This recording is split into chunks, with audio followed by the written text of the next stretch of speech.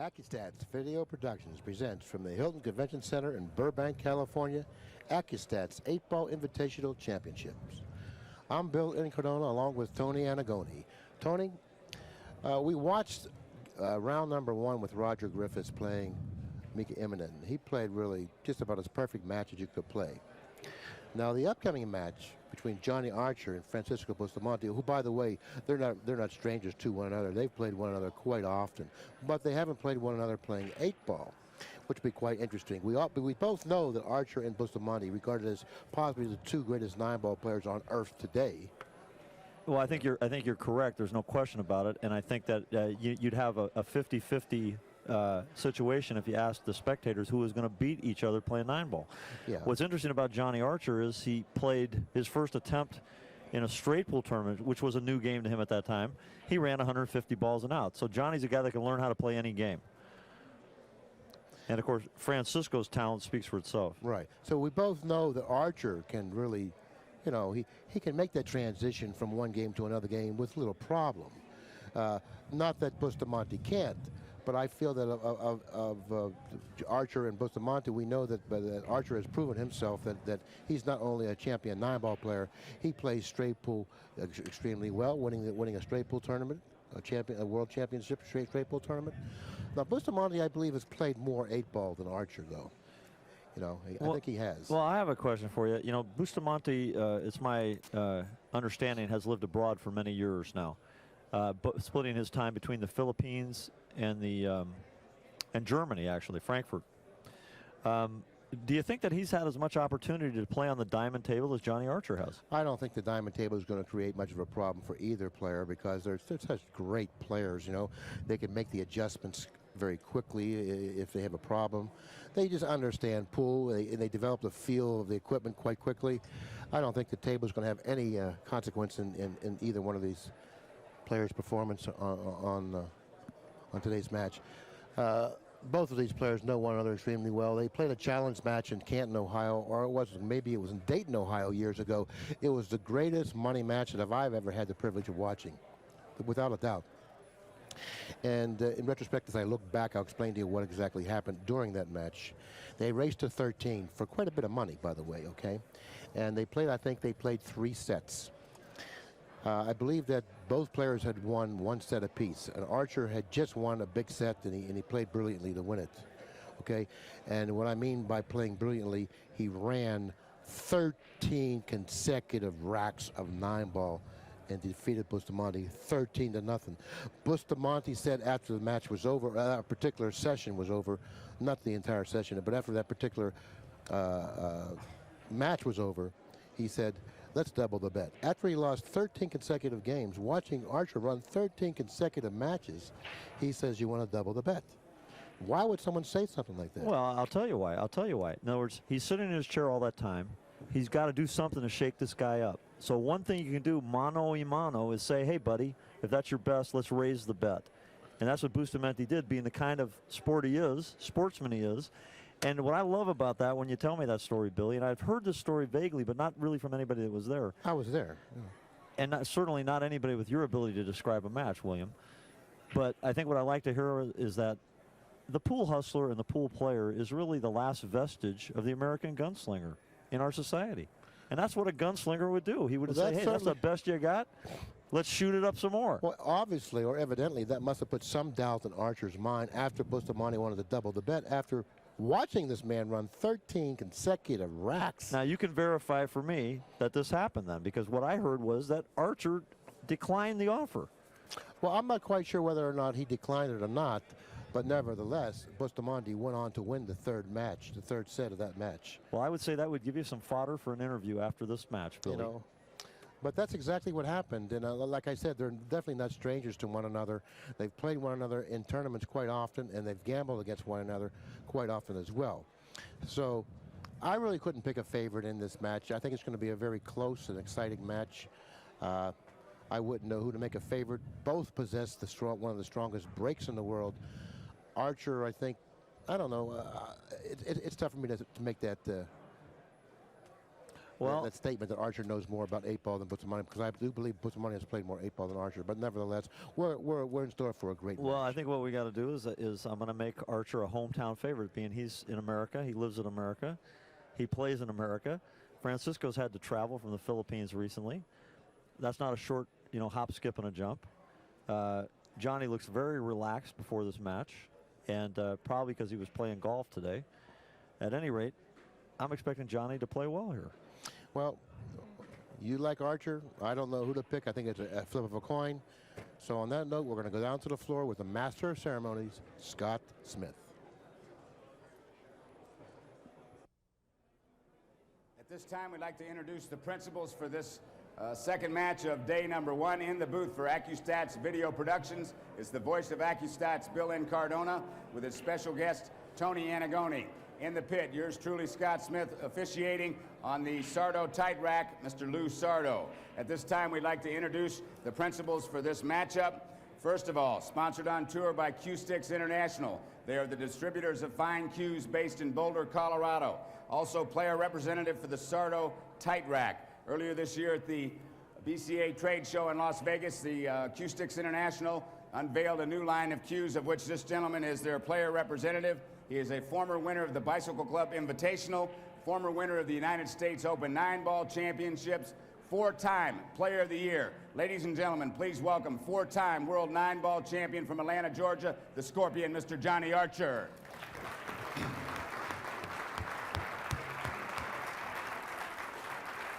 Thank you. And his opponent is sponsored on tour by Puyat Sports, player representative for Bear Cues of Germany, former winner of the $50,000 winner-take-all Challenge of Champions, former winner of the Bicycle Club Invitational here in Los Angeles, formerly ranked #1 on the Camel Series, and, ladies and gentlemen, most recently, he won the World's Masters Championship in England. Please welcome from Kiel, Germany, formerly from the Republic of the Philippines, Francisco Bustamante. At this time, we'd like to turn it back over to Bill Incardona. Gentlemen, you may lag for the first break.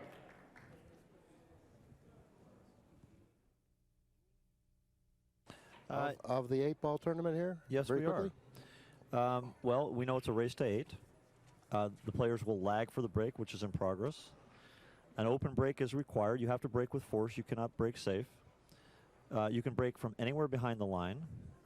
It is base of the ball, as far as where the cue ball would touch the table. The break must be rotated, William, and they have to break about in this format. Which actually makes leads a little more difficult to surmount. Go ahead. Okay, and we saw that in the last match. The 8-ball on the break is a win. The 8-ball on the break accompanied by a scratch is a loss.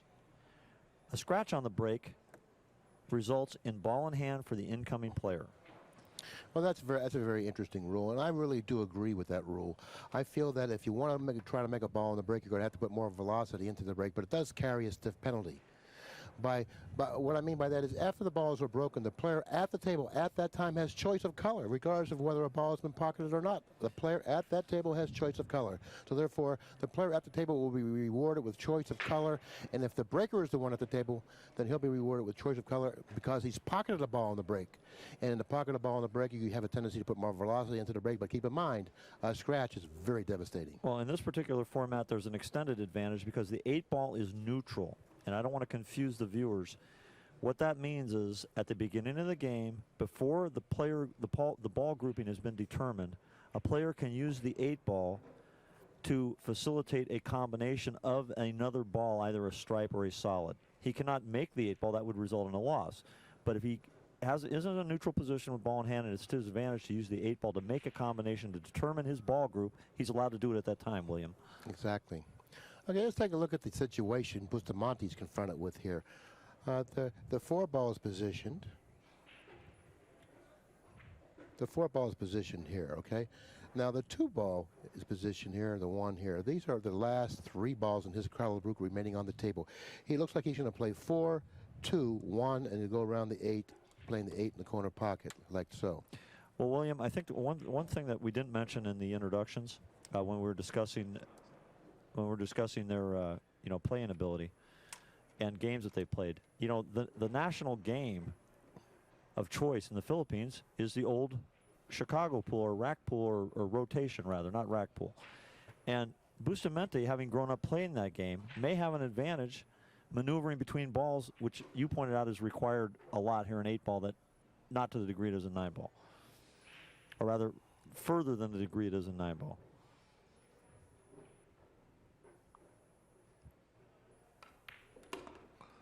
First game of the match, race to 8 goes to Bustamante, leads 1-0. Keep in mind, the breaker has a distinct advantage playing 8-ball, particularly on a surface where the balls have a tendency of going in off the break. And that surface is a Simona surface, which is a faster rolling surface than a wool surface, an all wool cloth surface. So therefore, the breaker does have more of an advantage on a faster surface. And that's what we're playing on. We're playing on the 860 Simona surface. It's a fairly fast cloth, and the balls seem to be traveling quite nicely over the table. Pocketing a ball in a break is a big advantage, particularly when you're talking about players the status of Bustamante and Archer. Well, it doesn't surprise me that Accu-Stats for their first invitational event would choose Simonis as the official surface. Simonis has been in business since 1680, and all they do is produce billiard cloth. You cannot buy a Simonis suit, William, although you'd look very natty in one. Is that a good word, natty? That's a good word. Oh, thank you. In the meantime, Archer is preparing to break the balls in game number 2. Bustamante showed us his great break in game number 1. Archer has a break equally as good as Bustamante. We'll be able to witness it just about now. Oh, in the side pocket. Now, he really didn't put the concentration into the break that he needed to. Notice how poorly he struck the 1 ball. Jumping off the table with the cue ball, or I should say, off the bed of the table and into the side pocket, indication that he hit the 1 ball poorly. Well, you can show how far off he hit the 1 ball. He was actually breaking from the opposite side of the table that he scratched on. So that means if you position the cue ball in line with the side pocket, you see just about how far off he hit the ball. Balls are positioned quite nicely over the table. If you notice, there's not one cluster on the table, something that a Simona surface lends to. It lends to balls spreading nicely when they're broken properly. Archer mishitting the break somewhat, but with the force that he has on the break, still the balls broke open quite nicely. Unfortunately, he scratched in the side pocket. Bustamante has an excellent opportunity to extend his lead to 2 games to 0. Well, you know, it doesn't surprise me that the balls are breaking good on these tables, because not only do we have the benefit of the Simona surface, but one of our sponsors is the Sardo rack. Easily the best rack produced in billiards now. It ensures that the balls are all frozen when they're racked, and that is crucial to getting a good break as well as hitting the ball solidly. This is not really a gimme layout, even though the balls are spread nicely over the table, and he did have the luxury of placing ball in hand anywhere on the table. The layout that he's confronted with isn't a gimme layout. In other words, it's not a simple layout. He has some work ahead of him. He's the 6 ball is the problem ball. The 2 ball is not really an ideally positioned ball as well. Even though it's close to the side pocket, he can create problems for himself if he doesn't play accurately with the cue ball for positioning on the 2. So therefore, the 6 ball he will now try to eliminate. Playing position. Is the 7 ball position? Well, looks like that's going to be his key ball, the 7 ball. Playing position for the 6. Playing position for the 6, which he's done, and then for the 2. He matched the 8 ball. I don't know what he's doing here. I don't like what he's done. He's not going to be too happy with it either. William, I'm going to ask you to make a comment for the viewers on his style as far as his mechanics compared to the traditional American style, which Johnny comes with. Well, are you talking about in regard to his stroke? Yes. How fluently he goes fluently through the ball? it is, and how it's more of a sidearm position. Well, I think it's a stroke that you really have to be, better prepared to play. In other words, you just can't take an absence of the game. You can't stay away from the game for a length of time, because that particular stroke that he uses seems to be, you have to be more fine-tuned than the traditional American stroke. Okay. There's much more feel in the stroke that he's using. It's a longer stroke, so therefore it's much more difficult to control. Okay.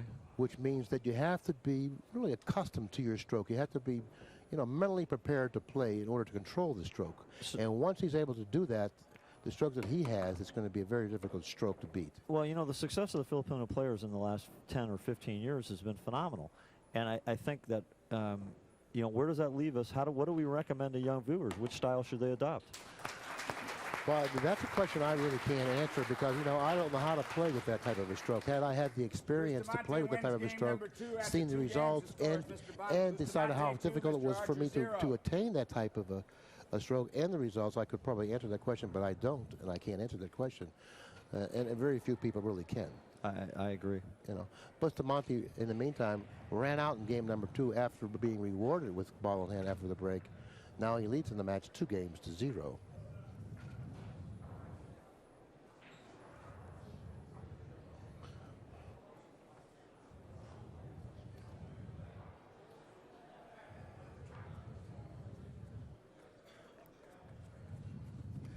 Now we'll have the opportunity to watch Bustamante open up the balls in game number 3. This is the second time he's had the opportunity to break the balls.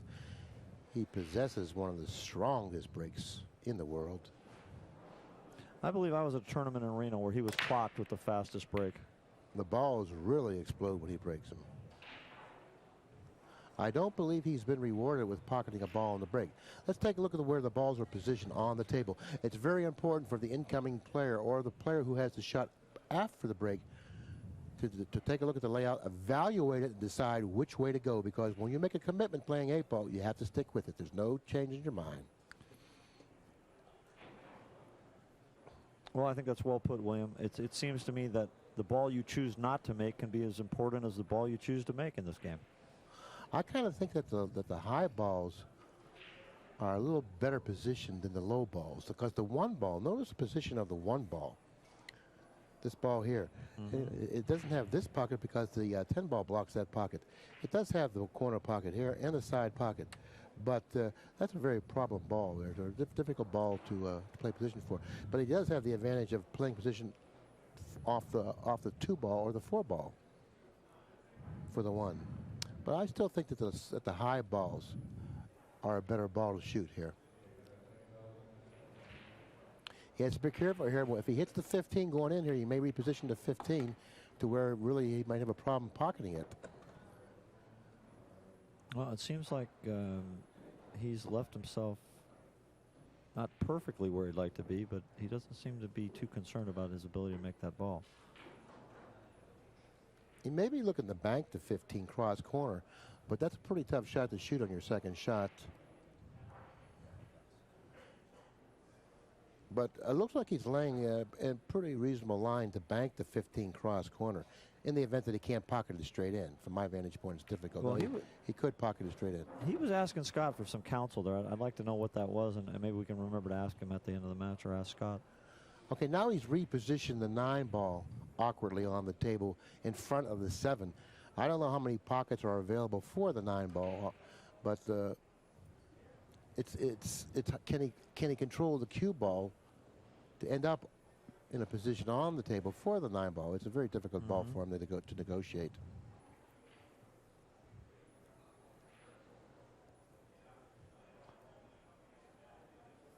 I'll tell you how he could possibly shoot this particular rack. Now he's played position for the 14, which was another problem ball. Very nicely so, I might add. You know, I'd like to point out that you know, Johnny was under no obligation to shoot that 15, even though he did make a ball on the break there. He had the option to shoot either grouping of balls. The table was open when he came to the table, is what I meant to say. Now he's got some work ahead of him here. Notice the position of the 10 ball here. Kind of a problem ball. He has to reposition the cue ball somewhere over here to play that, okay? I would actually play, well, I don't know what kind of an angle he has on the 14. Let's see what he's, oh, he really hit that poorly. You know, you could tell he didn't stay with the shot. You know, he knew he struck it badly as soon as he struck it. You could see his, you know, he raised immediately up off his shot. Actually, what he tried to do, he tried to reposition the cue ball over here, pocketing the 10, going 2 cushions into the 9-5, leaving the 13 as the security ball, as a insurance ball, if you will. And that's why he tried to get on the other side of the table. And in doing so, he realized that he had to hit the thin side of the ball that he shot to pick up the speed to get to the other side of the table, and he overcut it. Now, Francisco's in a kind of an awkward position here. Now, the 7 ball's trouble for him, you know, based on what I'm learning here about 8 ball. It appears to me he can make the 2 ball, but it's tough from the rail position. He could also make the 3 ball. What would you do in this position, Billy? Well, he looks like he's going to have to shoot a shot that he feels comfortable that he can make. You know, the 2 ball, I do believe he can pocket the 2, providing that the 9 isn't interfering with the shot. Okay, and it's a ball he really doesn't want to shoot now because it's a nice ball to get onto the 3 with. because the 7 ball will go into this lower left-hand corner if the 3 is eliminated from that position. And he understands that. And a nice ball to get on the 7 with would be the 5 ball. But the 3 ball is creating problems for him. Had the 3 ball been repositioned somewhere else, this rack would be much more simple for him to negotiate. But it's not. It's blocking the pocket off for the 7. So he's trying to eliminate the 3 now. It's a problem ball. He knows it blocks the pocket for the 7. He wants to get rid of it.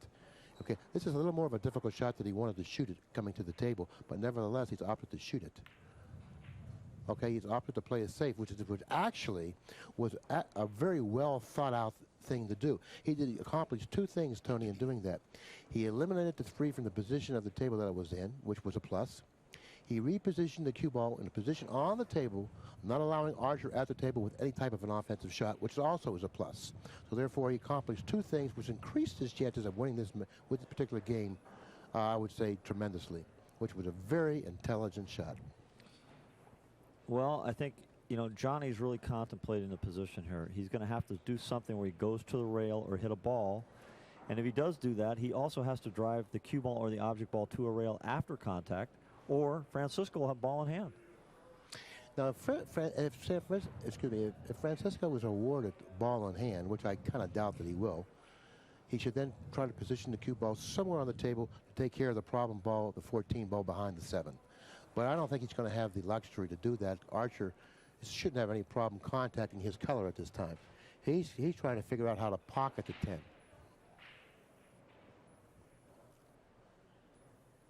Boy, this is a tough kick to pocket that ball. He's probably going to hit the thick side of the 10 because he's going to make sure that he does contact the 10. By hitting the 10 ball thinly enough to pocket it, he runs a risk of missing it altogether and then giving Francisco ball in hand. Well, he pocketed the ball. What a shot. This was an excellent shot. And look where the cue ball ended up. Ideally for the 14 down this end of the table, past the 7. Phenomenal stroke.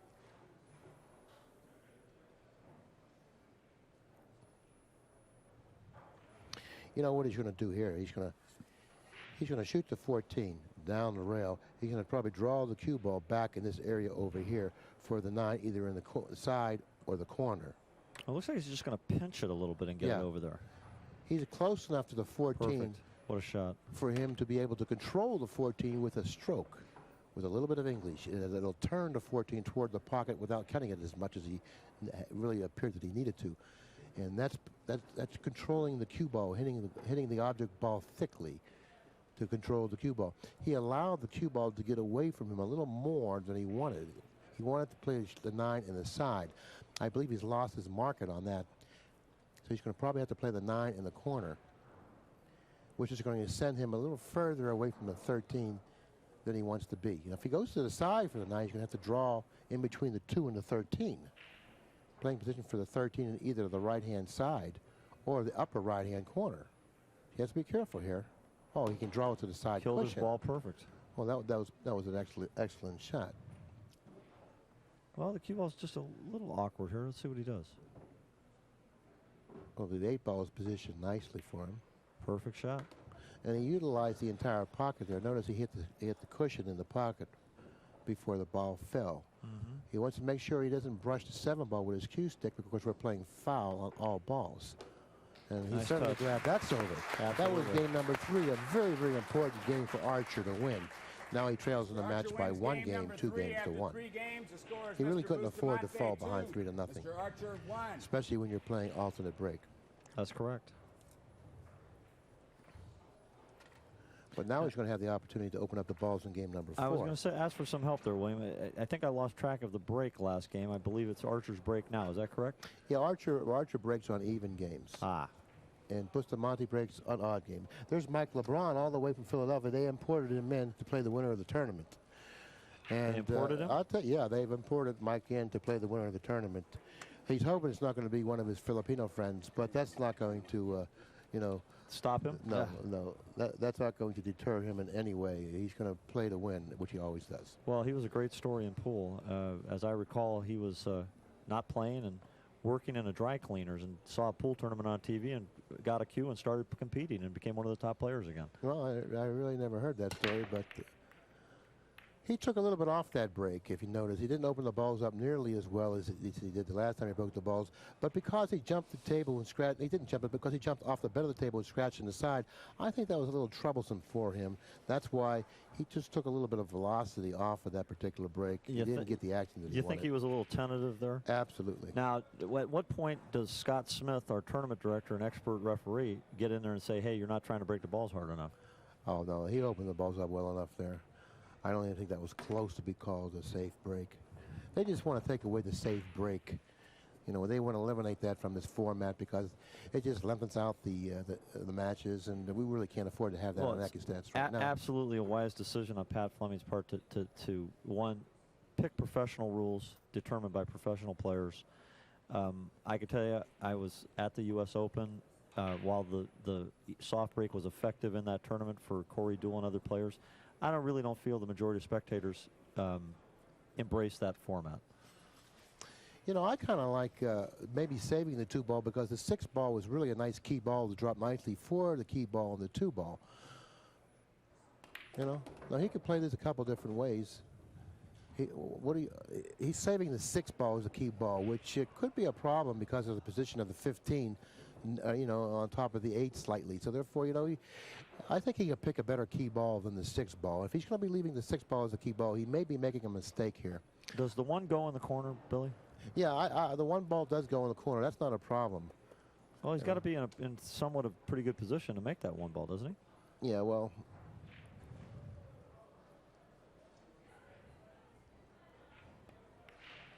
he's trying to save the 4 or the 6 as a key ball. He's trying to save 2 key balls, which was a mistake on his part because the shot he elected to shoot was just too much of a difficult shot, you know, for him to shoot at the time. At that time, because he had a much better shot in the 4 or the 6. I see. You know, now he had options leaving the 4 and the 6, providing he made the 3, but he lost that market when he missed a 3.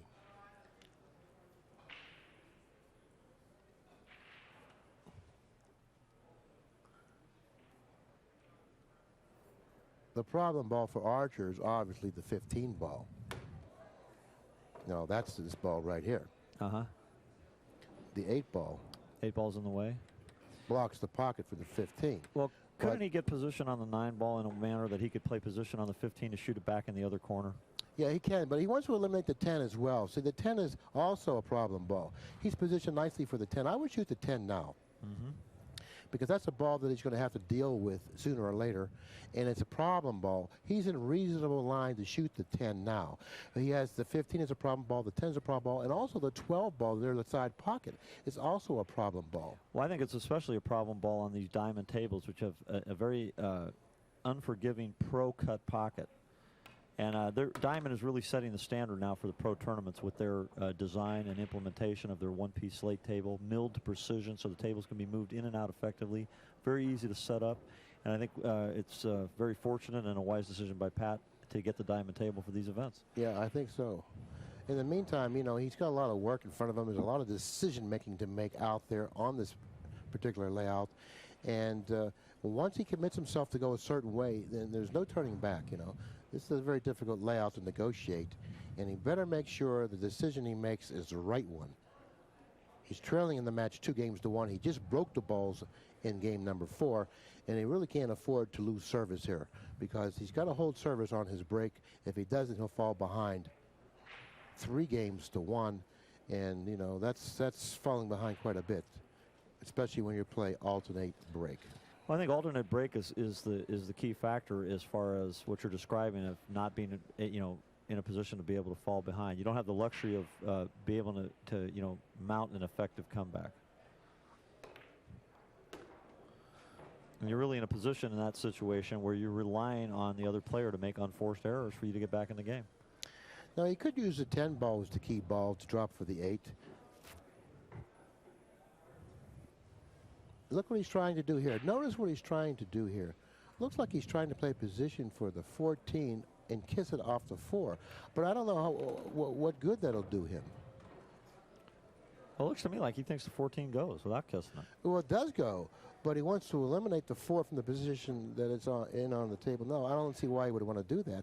See, the problem is the 12 ball here. That's a big problem. Well, do you think he's playing position where he could follow the 14 in the side pocket and run the cue ball into the 4 and eliminate that problem? Well, if he has that angle, it's ideal. Then he could. Yeah, that was it. Oh, watch out! Look at this, Duncanstein. Foul, Mr. Bustamante has the cue ball in hand. That's another error by Archer. The other error he committed was scratching on the break by mishitting the 1 ball. And also, that's the third error. He missed the 11 up in the upper left-hand corner. I'd like to point out to the viewers that you're watching Scott Smith, the tournament director, take advantage of the optical density scanner that Diamond has developed for this table, allowing the cue ball to be the proper size for professional play and be able to return to the other end of the table, so it's ideal for a tavern situation if somebody would like to have a table like this really in a tavern. incredible. That the difference between the cue ball and any of the other balls on the table, it really isn't anything at all, hardly. But yet the table can distinguish the difference between any other ball and the cue ball when it's dropped into the pocket. It returns the cue ball at the other end. Well, you know what? I think it's a color. I think that if they can get the table to do that, there's hope for all those pool players. Are you saying that the table might be smarter than the pool players? Well, they do call it the smart table. Oh. Do you know of any pool players that are smarter than the table? Well, just you, William. Oh, thank you. Thank you. This is game number 4. Bustamante is looking to take a 2-game advantage. 3 games to 1. And he does. And he's also being rewarded with a break in game number 5. Bustamante wins game number 4 after 4 games. The score is Mr. Bustamante 3, Mr. Archer 1. Well, let's see if Bustamante can hold serve here, William. Well, the last time he broke the balls, he hit it well, but not well enough to pocket the ball.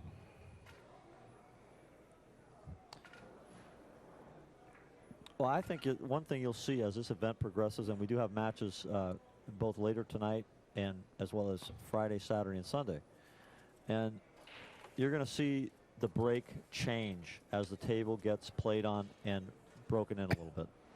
We just saw Lou Sardo racking the balls with the Sardo rack, a rack that he created, designed.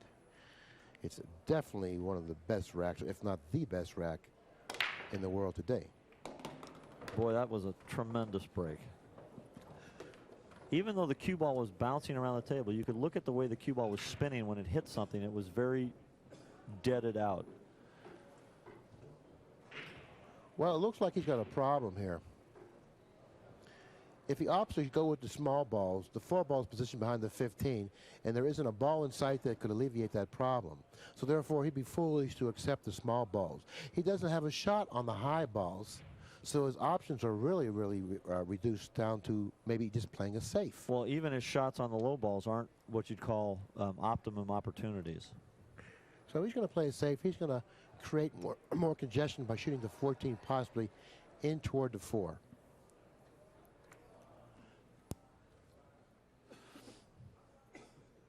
Now, how does he decide where to put this cue ball, just so he doesn't put himself in a position where Archer can reverse it on him very simply?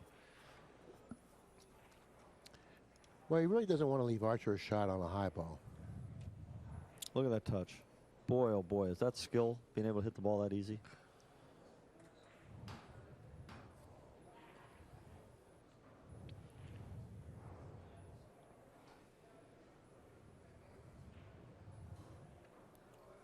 This is a very interesting situation both of these players are confronted with here.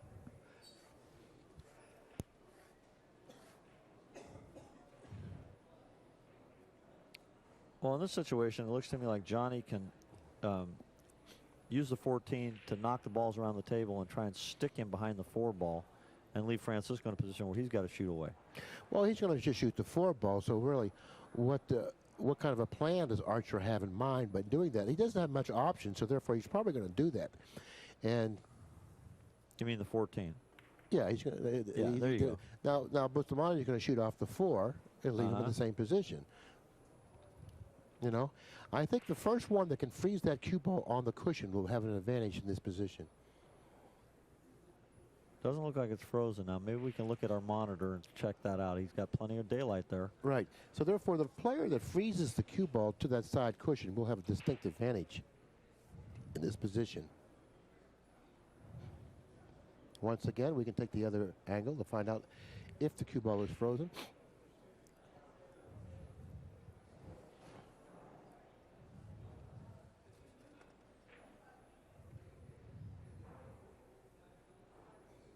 Excellent touch. And why I mean that's an excellent touch is that he repositioned the cue ball and he had it soft enough not to bounce off that bottom cushion far enough to give Archer an easy shot. The high balls are the best balls in this position.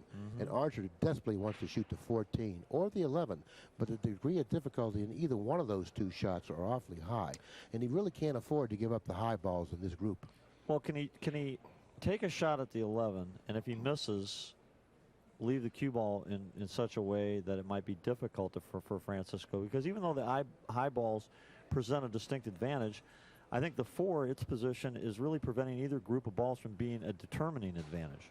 Well, I understand what you're saying, but the high balls are a big advantage. The player who ends up with the high balls in this particular game, in my opinion, will go on to win 3 out of 4 games from this position because the high balls are really, Yeah, really. that's a pretty serious prediction. Your name's not Nostradamus, is it? Well, really, the high balls are positioned much better than the low balls. Okay, well, let's check it out. I think Johnny's going to go for it and make it.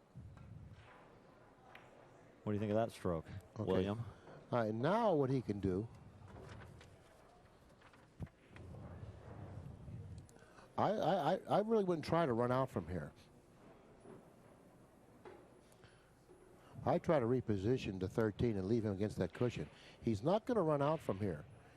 Force him to shoot the 7, which really limits him what he can do with the cue ball in terms of playing position on the 3 or the 2 to break open the 4 from the 15. I wouldn't try to run out from here, and I wouldn't try to pocket the 13. Okay.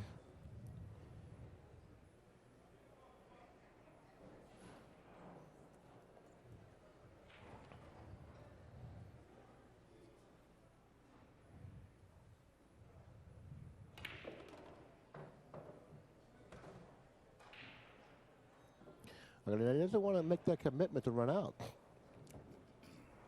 Because the more balls he takes off the table, the more high balls he takes off the table in this position makes him less of a favorite. Okay. Well, what do you think his strategy is here? Obviously, Johnny's one of the top 3 or 4 or 2 players in the world. So it's not like he's up there wandering around, you know, lost in the woods. He's got to have something in mind here that he can do to get out from this position or to play position on a position that he could play safe and trap Francisco from being able to get out. Well, first I think he made a mistake by opting to try to run out from that position he was in because he had a distinct advantage and he should have utilized the number of high balls he had on the table and kept them on the table and just left Bustamante a very long, difficult shot on the 7. Now he's creating problems for himself now. See, now he's got himself in a position where he needs to perform. And to perform from this position, isn't easy, okay? Had he had all his balls on the table, he would have had many more options, and he would force Bustamante to execute and do something spectacular to win this game. But now it looks like that the low balls are now as good as the high balls. Okay, well, I think what he was doing was playing position on a bank, banking the 10, and he's a tremendous banker, banking the 10 back in the side so he could break the 15 and open the balls. I think that's what he was been playing on the whole time. If that's what he had in mind from the offset, I think that was a very foolish decision for him to make because, no, I'm not going to buy that. Okay.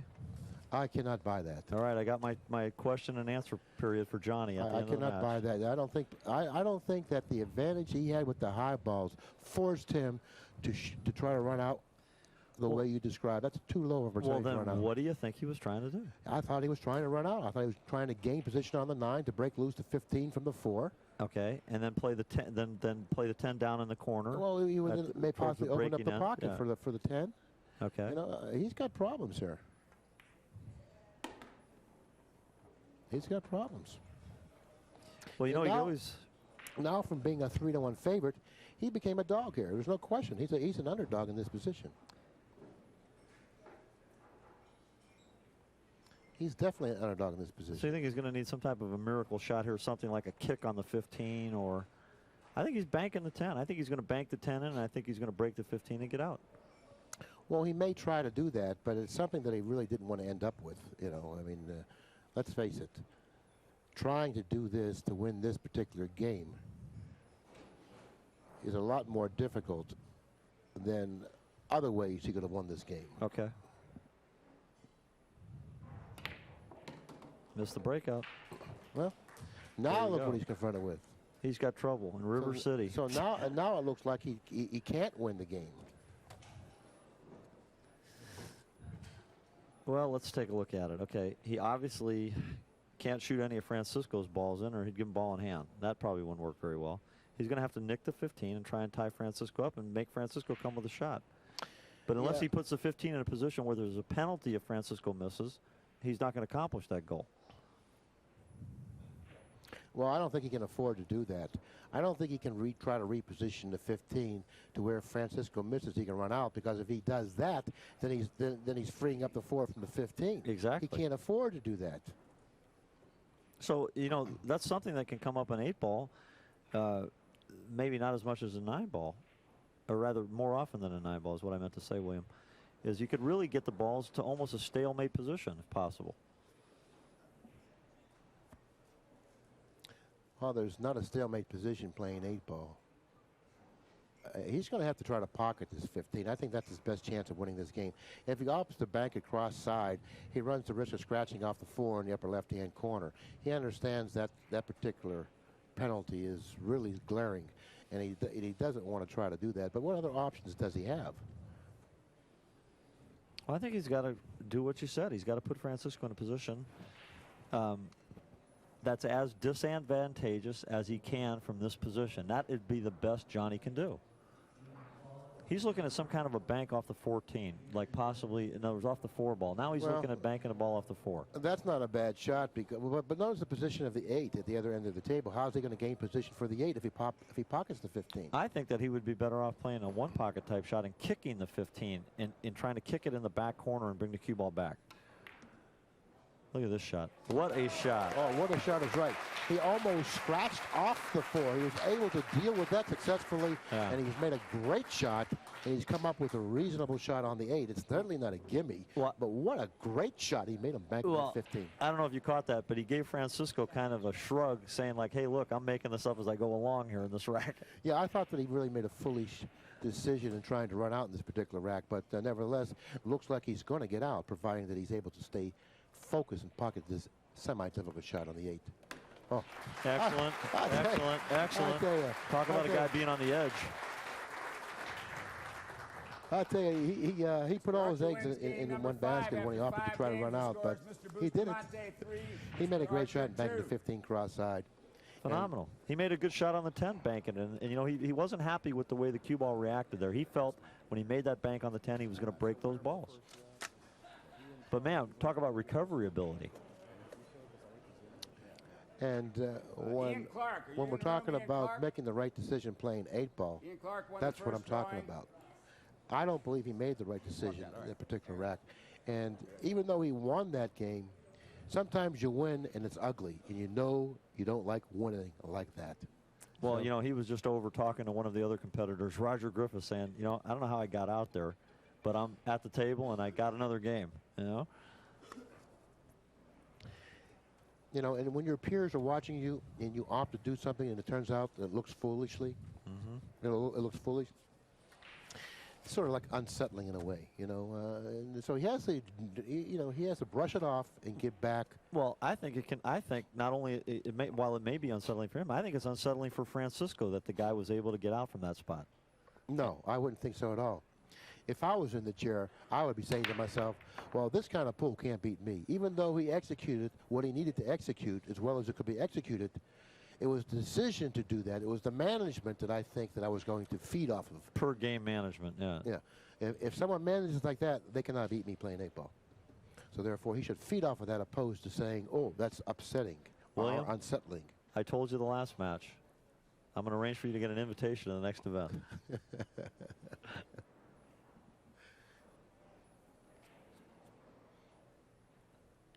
But, you know, it takes a lot of different ingredients to make a champion, okay? Not only do you have to have good management, you have to have execution, you have to have the skills to do everything, and you have to have the demeanor and the nerves at the table, you know. Well, I think what you're saying, see, this is what I saw, and, you know, I seem to be taking Johnny's side a little bit, maybe because I picked him to win the match. But what I see is that what makes, and Francisco is certainly in this category, what makes these guys the really upper echelon of players, okay? And when you can determine that, you can see Francisco and Johnny would be the last two guys that any pool hustlers would call out to play a money match. They would be right up there at the list with Efren. Oh, absolutely, okay? Yes. And what gets them to that level is their unique ability to muster those championship skills and make a recovery from a bad position or a bad shot or a bad leave. Don't get excited, Willie.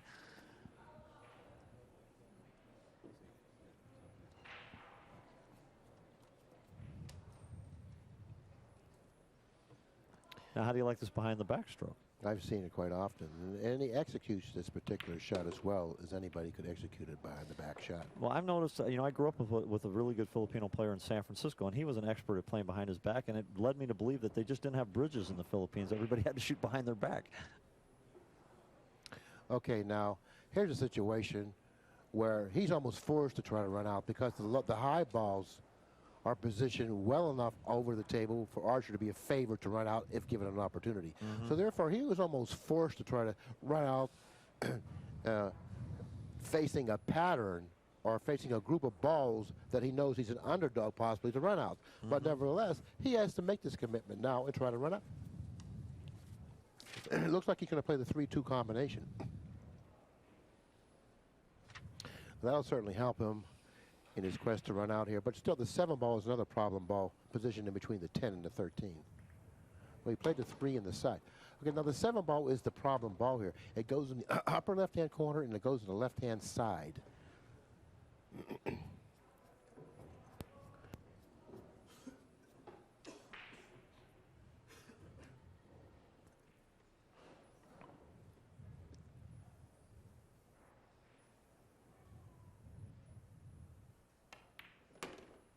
What's interesting when I watch Francisco's stroke, okay, is that if you look at the angle of his arm to the table, where an American player traditionally is perpendicular to the table, you can see he's almost at a 45-degree angle. And you know what's intriguing about watching him do that, William, is that when he, you know, a lot of times you'll see players with bad mechanics, their elbow will be at a particularly odd angle, but when they finish straight. He finishes at that angle. Well, I really can't go into understanding his stroke and trying to describe why it's effective. I just have the luxury and pleasure of watching it. It is definitely pleasant to watch.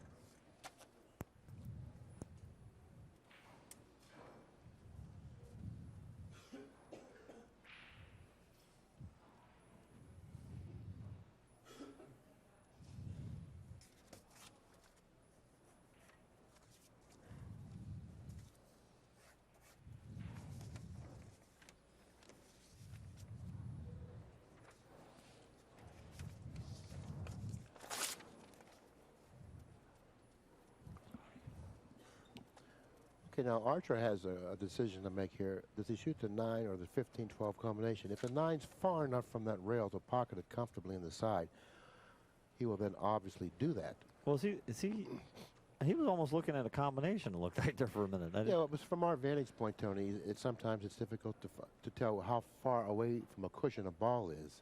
Okay. Well, our monitor, yeah, even in this case, the monitor is not quite giving us the angle we need, but it's certainly an effective stroke by Johnny. Now, he has 3 balls on this end of the table, the 14, 13, and 10. Now, the 10 ball is the problem ball. The 13 and 14 block the pocket, the lower right-hand pocket for the 10. But, of course, he has the upper pocket for the 10, but the 6 ball is positioned on the table in an awkward position for him to play position for a pocket on the upper side of the table. So, therefore, he's going to be careful here. The 10 ball is the ball he really needs to get to. Now he's going to shoot the 13. He's going to open up the pocket for the 10. Did you see the stroke where he cued the cue ball there? It was very similar to the way Roger Griffiths had attained that really good cue ball control in the earlier match. He struck the ball below center, almost, in Johnny's case, it was almost a full tip below center, and he hit the ball with a flat stroke and got that fine control to kill the cue ball around the table.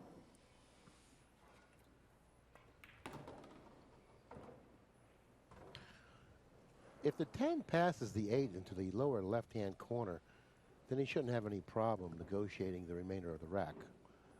But if it doesn't pass the 8 into the lower left-hand corner, the 10 could create problems for him later on. Well, just from this viewpoint, it looks to me like the 10 will go. And the way he's playing position, he's playing position as if the 10 would go. He's going to shoot 11, 10, 13. If the 10 goes, obviously, that's going to be his pattern, which obviously it does go. And so therefore, the remainder of the rack should play quite routinely. Oh. Well, he's attained the ugly angle on the 13. Now he's forced to go around the 8 with the cue ball, ending up in a position where it is now. And again, the all foul rule is coming into effect here because Johnny is having to be very careful about his cue stick being up in the air and possibly bumping the 5 ball, etc. But I'll tell you what, he really navigated well there. And that's game number 6. And with the pocketing of the 8, Archer ties up the match at 3 games apiece. Mr. Archer wins game number 6. After 6 games, the match is tied 3 games apiece.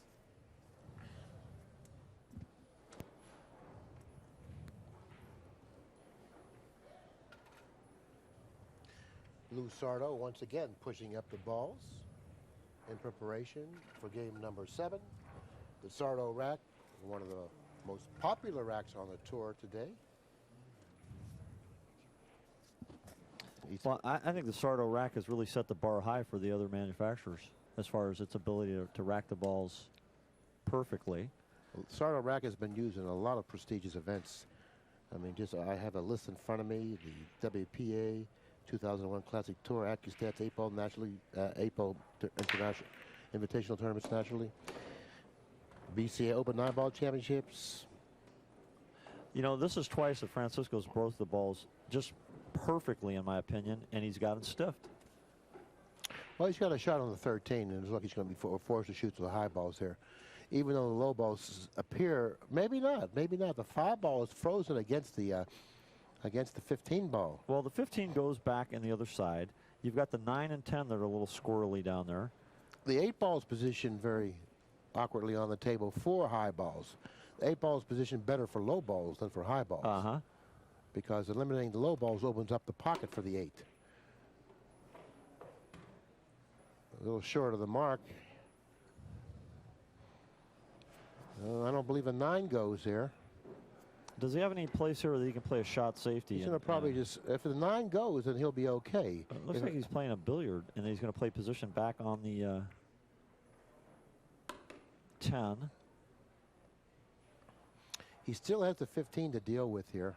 And not only that, he has the 8 ball to deal with if he's able to negotiate the 15 successfully. Well, if he can get either straight in on the 14, either to either end of the table, going up the rail or down the rail, he'll have an ability to get on the 8.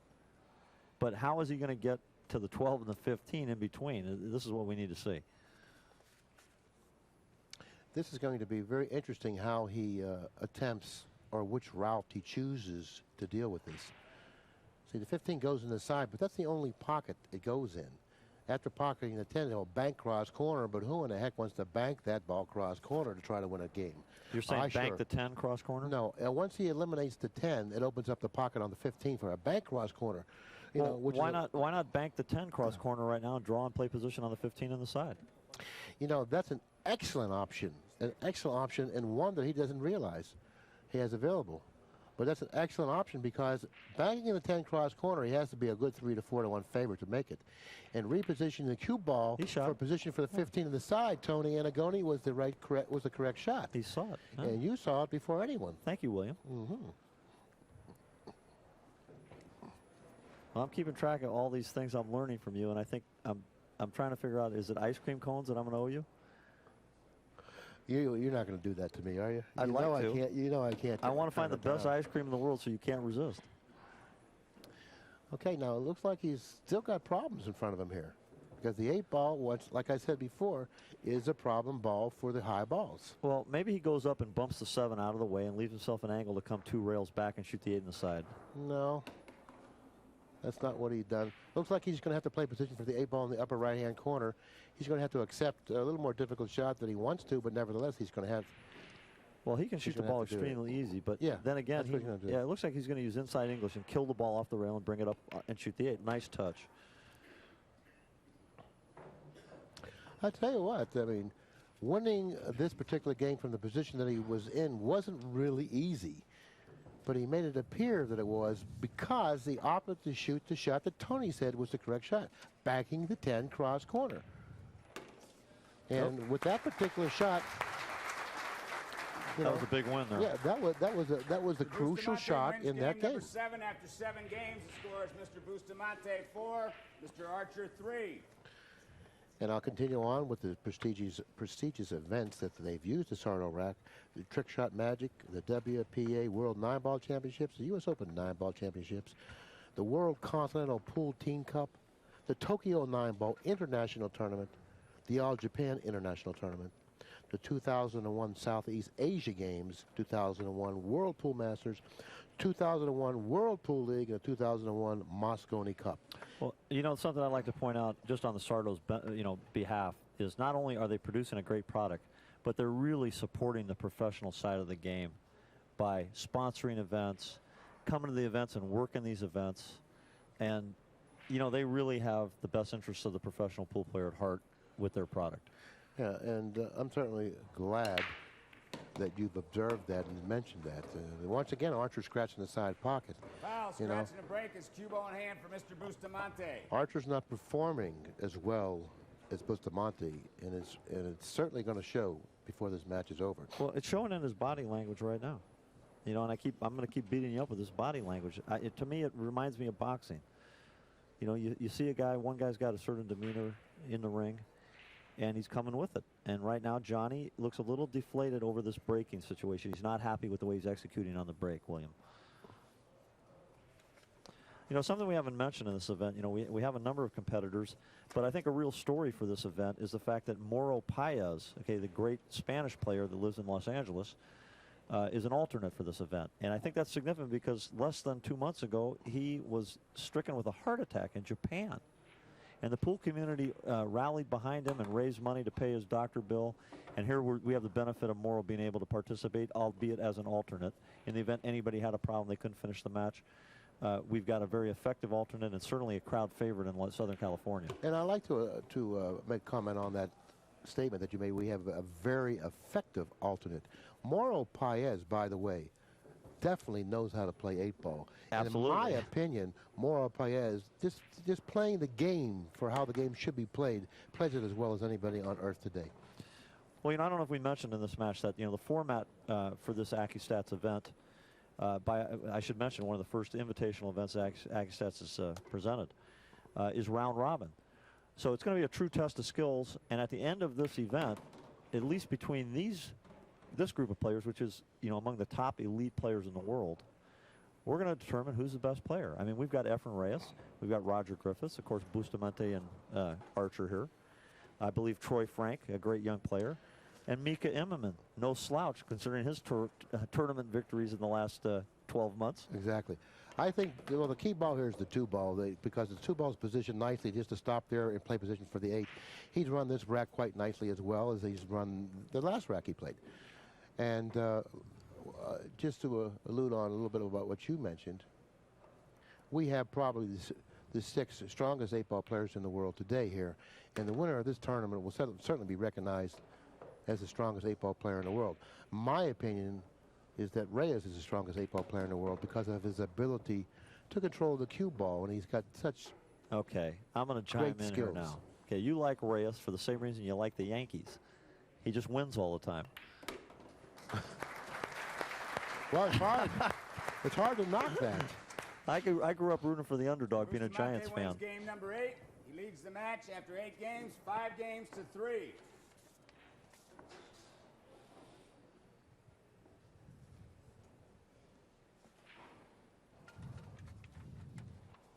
5 games to 3. We're getting to the juncture of the match now where a two-game advantage is very, very large. 5 games to 3. You know. Well, now once he gets on the 6th game, when he is able to win the 6th game, now a 2-game advantage becomes extremely large, which makes him probably a 7-1 favorite mathematically.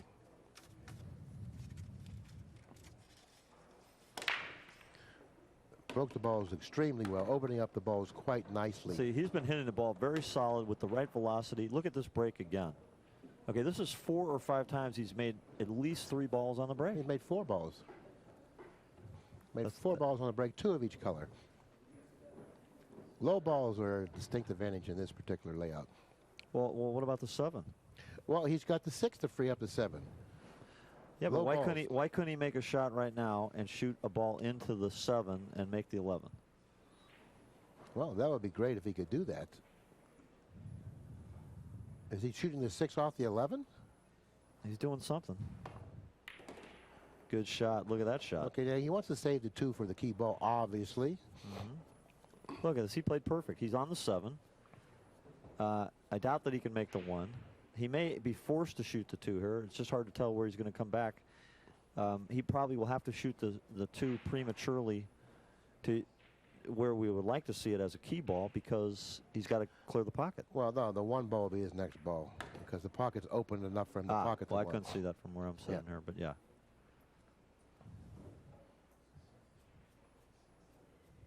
Now, he looks like he's laying a little awkward on the 1.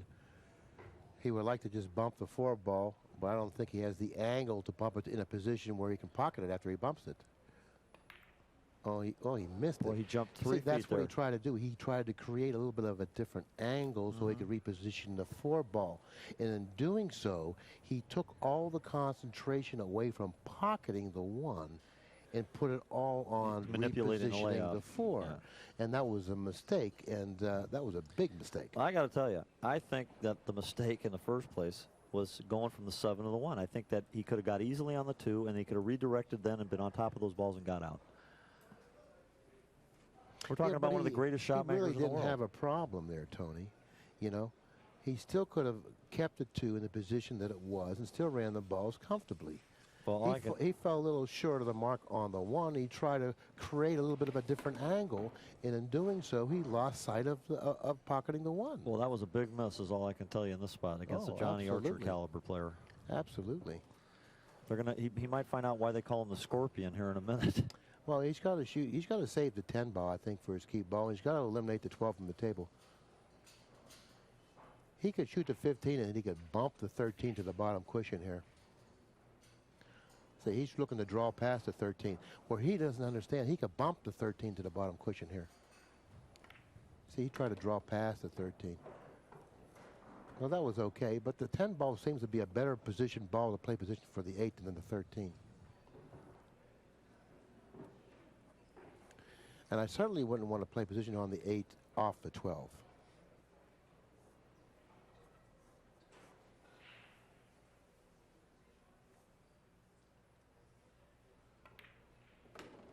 And that's what he's going to end up playing position on the 12 to the 8. And I really don't like doing that. You know, he's making the run out a little more difficult because the 12 ball is a more difficult shot to pocket than the 13. So therefore, actually making it more of a problem to control the cue ball. Okay, now he's ended up on the wrong side of the 12. Now he's going to have to go forward 2 cushions. Well, I don't think that's all that bad here. I think that he can come out of that corner, and especially on the new cloth, it's going to play a little long, and he can float in up there on the end rail and be perfect on the 8. Well, there's no question that he has the ability and the skills to do exactly what you described. But sometimes you lose the cue ball and it ends up in the corner pocket. Sure. Sometimes, Sure. okay? Not too high of a percentage of times it does that, but sometimes it does. And he doesn't really want to, he wants to play in toward the 8. He wants to take the short angle out of the corner. He wants to be able to hit the long cushion en route to the 8. Okay. The third cushion, the long cushion, being the third cushion.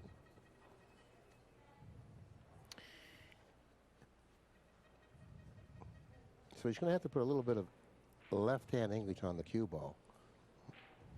And it looks like he's burdened with the position of the 8. He's got to shoot over the 8. And he's going to have to alter his stroke. Excuse me. That's why I like playing it the other way, going 2 rails out. He has to go 2 rails out. Yeah, but he looks like he's trying to follow it or something. No, he's got 2 rails out. No, he's trying to follow the ball. That's what I'm telling you. That was very difficult.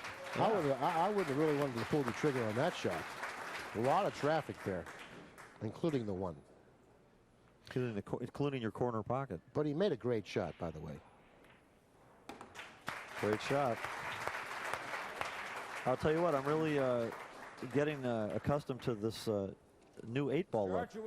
Really stands out. You can really see the 8-ball. I think it's a good choice by Pat again to have equipment that the fans can recognize and identify with Accu-Stats individually. Well, this could have been a quick cakewalk for Bustamante had he not missed the 1 ball in the preceding game. But that's not what happened. Archer took advantage of the error by Bustamante.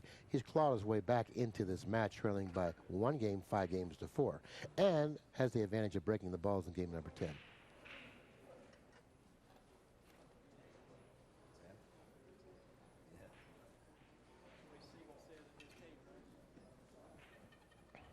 Well, he can't afford to make the same mistake that he's been making, and that's hitting the break poorly.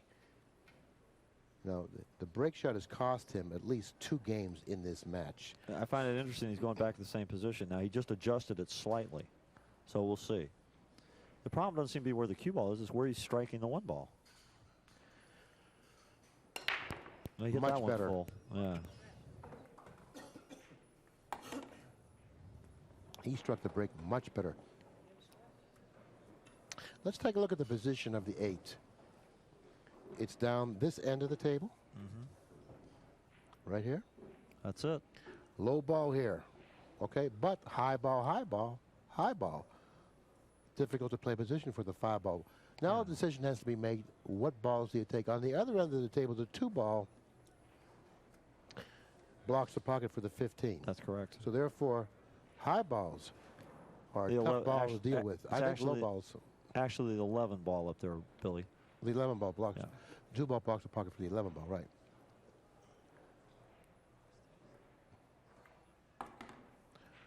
Now he's going to have to try to get to the 5 ball as quickly as possible.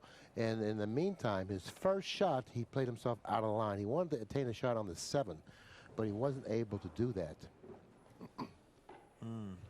But had he accomplished what he set out to do, then the next thing he should have in mind is eliminating the 5 ball from the table, because where the 5 ball is positioned is definitely a disadvantage for Archer with low balls. Well, he's not happy with where he ended up here, and he's trying to figure out a way. You know, Johnny has probably one of the best reaches in all of pool, being able to stretch and, you know, manipulate his body to reach shots that are somewhat out of reach for the average player.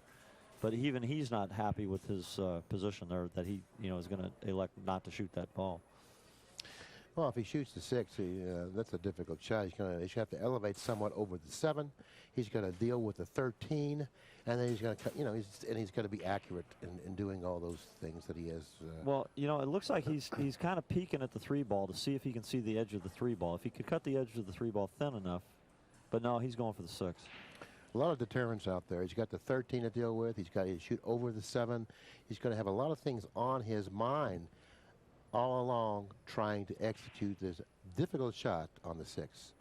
Looks like the 7 hasn't hampered his bridge hand at all. Now he's going to stay solidly over the table here. Very nicely executed. Look at this shot. 5, look what he did. He repositioned the cue ball. Now he can eliminate the 5 ball.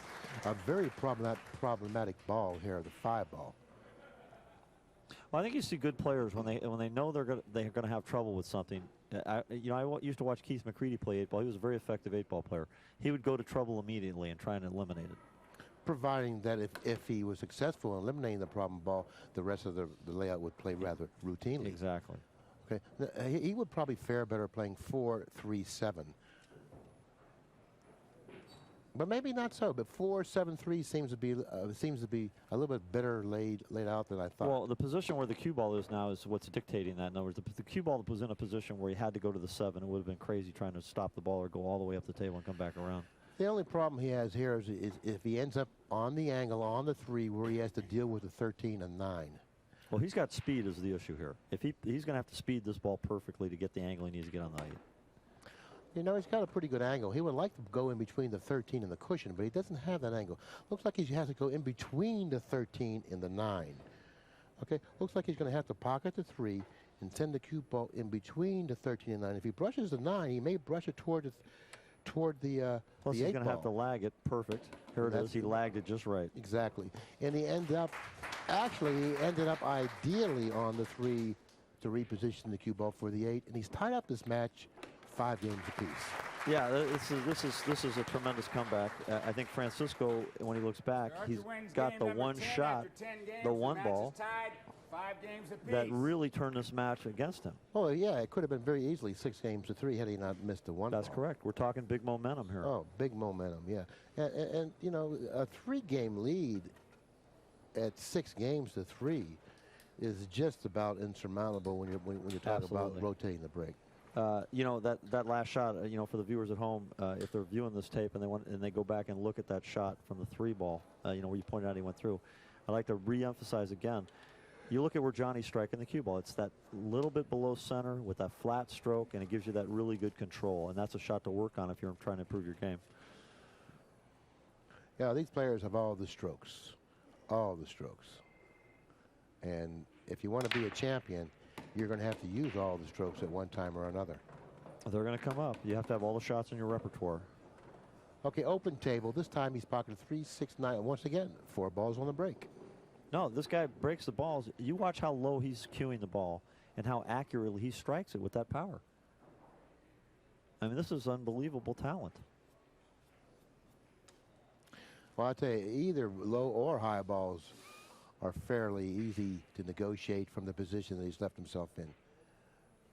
So therefore, there really isn't an advantage on either of the color groups. Well, the 2 doesn't go by the 5 up there. Well, I'll tell you what, there's an advantage now because he has not left himself with a shot other than the 11. And he has to shoot over the 4 and stretch at the same time, and he runs the risk of fouling the 4 ball. And if he doesn't foul the 4 ball, he really can't do much with the cue ball. Well, I'd like to see exactly where that 4 ball is in relationship to the cue ball, and we'll get a look at it here in a second. Very important shot in this match. Very important shot. See, he played that shot excellent because what he did was he rather than trying to kill the cue ball, he let his stroke out and just left himself a little longer, tougher shot. And now if he can come with the 14 and play position, he wins the game.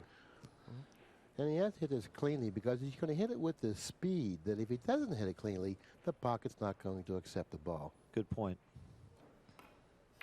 Look at this shot. Jesus, nice touch. Yeah, he let up on the speed quite a bit, realizing that the pocket may accept the ball if he hit it a little poorly. But that wasn't the case. He hit it cleanly. The pocket did accept the ball, obviously. And it looks like he's going to brush to 10 and reposition it and come up with maybe a shot. Quite fortunate to come up with the shot that he came up with. Yeah, he's not happy with where that is. And you can see he's got that smile Johnny had a while ago when he got out that real tough rack with all the shots, you know, literally backwards in that position play sequence. Okay, now does he want to stroke it and go around the table for position on the 8? Or does he want to kill it 2 cushions and play the 8 in the side? Well, I think it's how comfortable you feel playing on this cloth. When cloth is new, I have difficulty, and of course not being a player of their caliber, I have difficulty trying to get that simple hit. I prefer the 2 cushion shot. I think he's going inside English with a low ball. I don't like that shot. If that's what he's doing. And sometimes it appears that he's doing certain things with the cue ball, and he's actually not. Yeah, well, he's looking at it. I think he's evaluating it right now. I think he might try and draw it and shoot the 8 in the side. Yeah, that's what he's trying to do. Yeah, what a shot. That's the KISS method, William. Keep it simple, stupid. You know, that's Buddy Hall's method. If you have position, no need to play it. Boy, I like that adage. Game number 11 goes to Bustamante, who now leads in the match once again, this time by 1 game, 6 games to 5. Game number 11. After 11 games, the score is Mr. Bustamante 6, Mr. Archer, 5.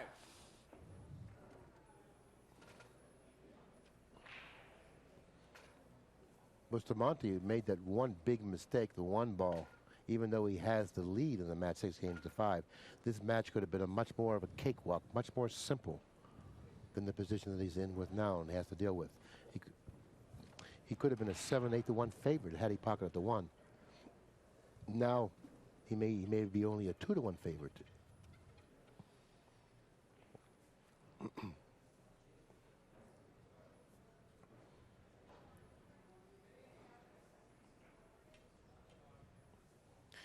You'd have to make Bustamante a 2 to 1 favorite because he's going to have the break in the final game. And Archer has to perform for him to be able to reach that position. I got you. And that's tied up at 7 games apiece. Well, once again, he hit the break poorly, and he was lucky he didn't scratch on the side. He's pocketed 3, 6, 8, 10, 12, 3 balls on the break. It's open table. The low balls seem to be laying quite nicely.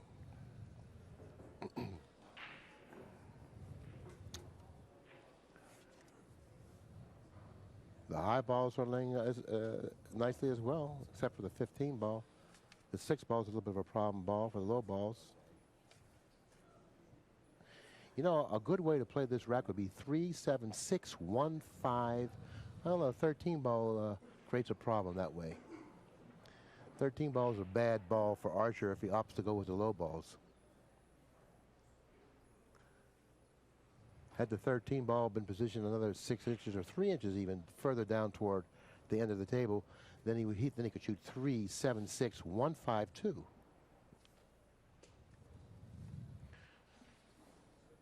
And I'll explain what I mean.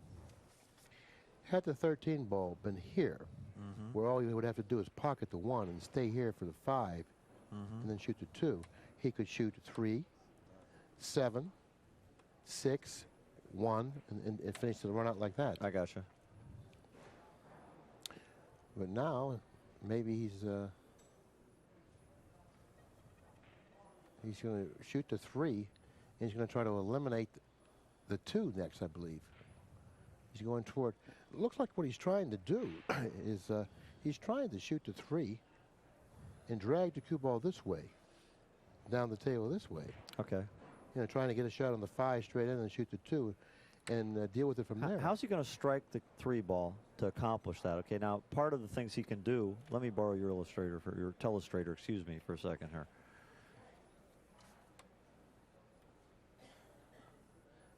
He's at this angle, so here's the 3 ball again, and he's got a big pocket here, so he can cheat this pocket to change his angle to bring the cue ball down there. That's one way, correct? Yeah, that's what I think he's trying to do. And now he's got that ball as a cushion to bump off, a sideboard, as we refer to it sometimes. Okay, now he really didn't end up all that bad because he should got a shot on the 2. But what he really can't afford to do is he can't afford to hit the 10 and the 10 block the pocket for the 1. Okay.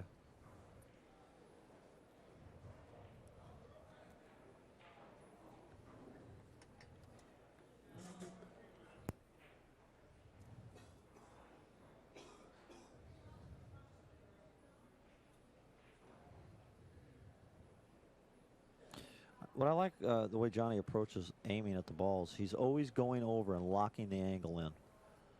You watch him, he'll go look at the angle and then line up.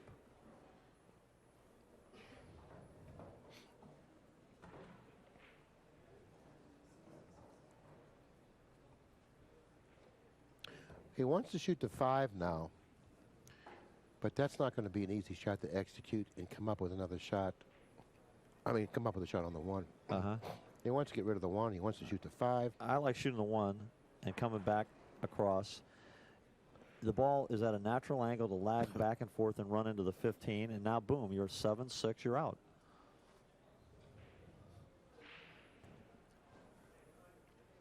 I like it because especially the conditions of the table's playing well, the precision milled slate extremely level. And, he just, once again, didn't take enough time on that shot, Billy. He didn't set up. Well, he wanted to increase the speed of the cue ball, and an easy way of doing that is to shooting the one ball on the thin side, which will enable him to pick up the speed on the cue ball.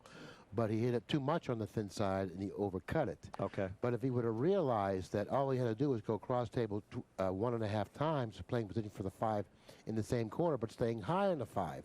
If he fell short of the mark, then he had the 7 for an insurance ball. The 7 position at the other end of the table. Do you see? Mm-hmm. This is an interesting shot here.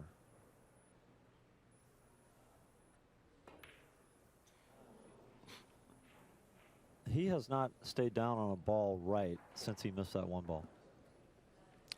Well, I really haven't watched that closely. Well, but, videotape can certainly make a liar out of me, but I've watched some key shots now, and he's been up in the air on all of them. He would like to rest the cue ball either high in between the foot spot and the 15 or low near the frozen on the bottom cushion. If he has the ability to do either, watch out. He's getting a little bit too close to the 15. But in spite of that, he was able to control it well enough to end up with a shot on the 5. Gotcha. Now, this is very crucial. He must end up straight in on the 7 or favor the angle to cut to the 7 to the right. Okay. He cannot end up with the angle on the 7 where he has to cut it slightly to the left, because he'll lose his market on playing position for the 6 and the upper right-hand corner. Well, I think he's done exactly what you said he couldn't do. See, he should have made sure, he should have played the cue ball 2 cushions, I do believe, in between the 7 and the 10. Not hitting it that hard, but that angle. Yeah, I mean, I think he had a couple of options. It looks like he's going to be okay, but he's going to have to cheat the pocket. Exactly. And cheat in these pockets with the 4 9/16 opening and the 142-degree angle on these rails is not that promising in some situations. Well, I'll tell you, Archer should consider himself quite fortunate to have this match knotted up 6 games apiece. Because he blundered in this particular match, in this particular game, I should say, and he shouldn't have won this game. Well, Bustamante was lapping him when he missed the one. End of the story. This match is tied up at 6 games apiece, and it's kind of confusing to me how it's tied up. 12 games, the match is tied 6 games apiece. Ladies and gentlemen, we're going to take a short break. We'll be right back. I think the break's going to favor Bustamante because, you know, he has to get his act together. Okay, we're back along with Johnny Archer and Francisco Bustamante in a very, very close match, 6 games apiece.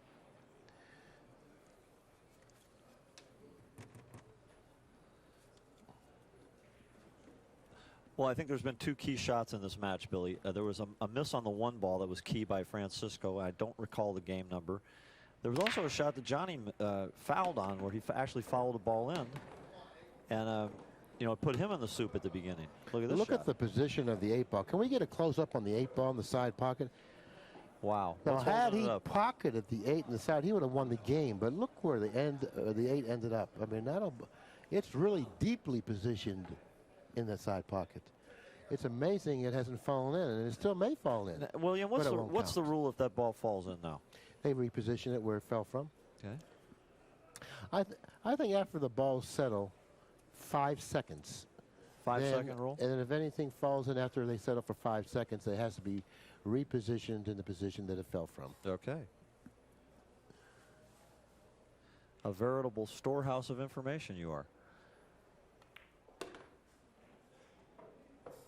Boy, he's crafty with that behind the back stroke, isn't He's going to shoot the 1 off the 10 here.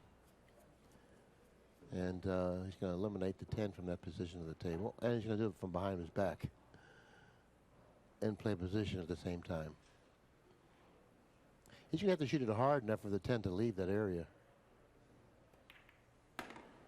Which he's done quite nicely. Perfect shot. Now the 10 doesn't block the pocket for the 3 or the 5 any longer.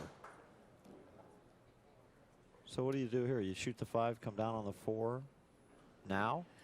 You know, you really want to, you don't want to shoot the 3. Why don't you show us on the telestrator, Billy? You really don't want to save the 3. You want to get rid of the 3. It's a problem ball.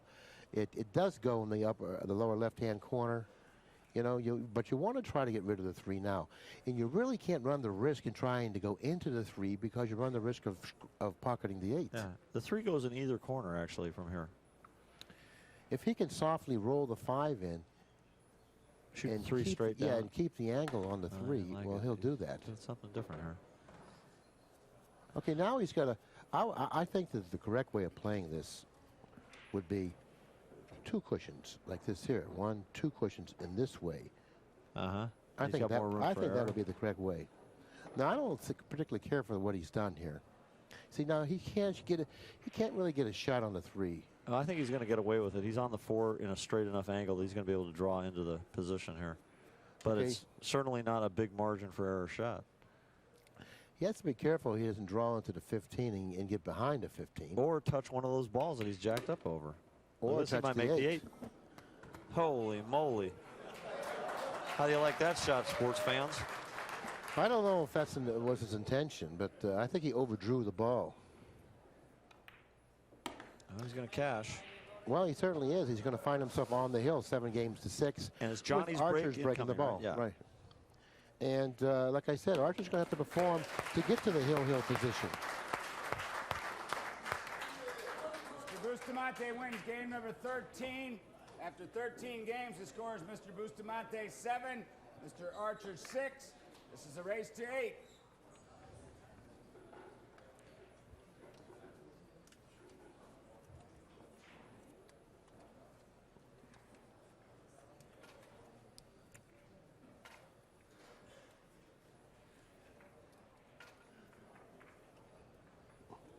I think a little later on this evening, we're going to have the opportunity and the privilege, I might add, to watch Efren Reyes perform.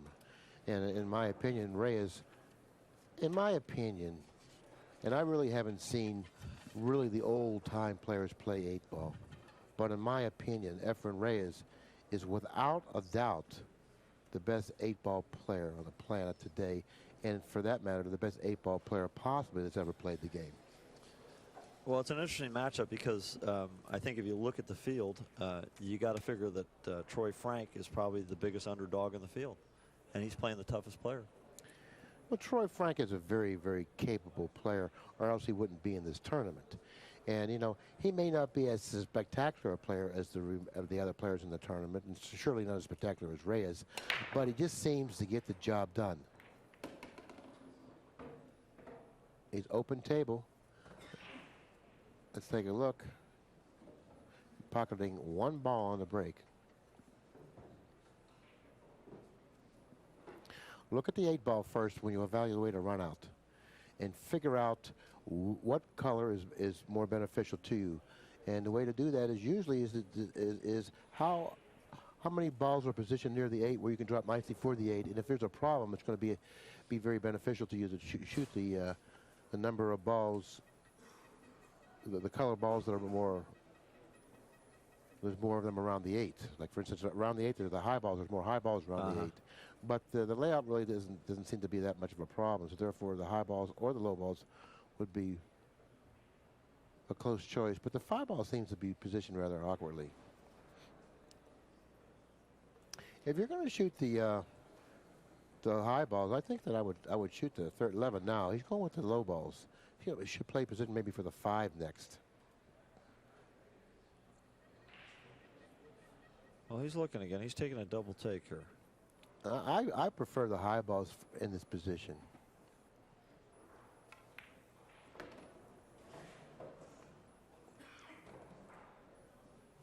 Well, he's not completely satisfied with that shot. Well, he's really overdrawn the cue ball slightly here now. He can't even shoot the 5 now, and he wanted to shoot the 5 next. Well, he's almost forced to shoot the 5. He's going to have to stretch over the 3, possibly. He got himself out of line on the first shot. He's not happy with it. He's going to have to do something a little more difficult than he wanted to. Now he's trying to shoot the 1. That 5 ball is a very difficult ball. If at all possible, I would shoot the 5 now. I wouldn't deal with the 3 or the 1.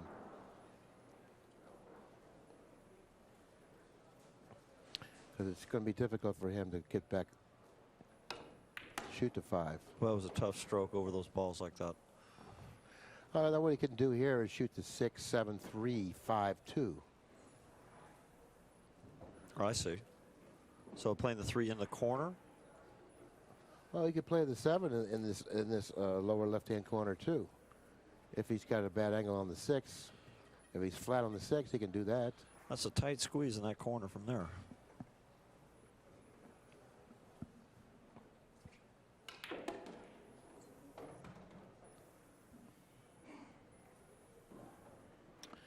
No, I certainly wouldn't want to go from the 7 to the 8. Well, does 7 go up in that top corner? See, now he's bumped to 12, and he's put the 12 in a position on the table that may preclude him from shooting the 5 from a lot of areas on the table. Because, see, now the 12 blocked a lot of area on the table where he needs to be to shoot the 5.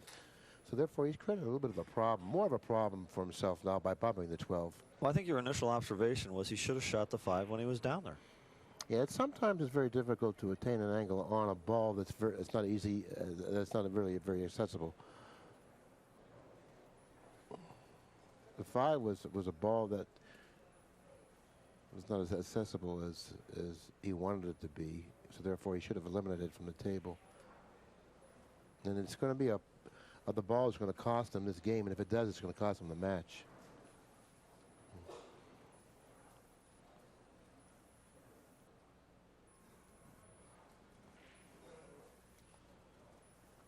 And then he's going to probably have to go from the 7 to the 8 if he's able to negotiate the 5.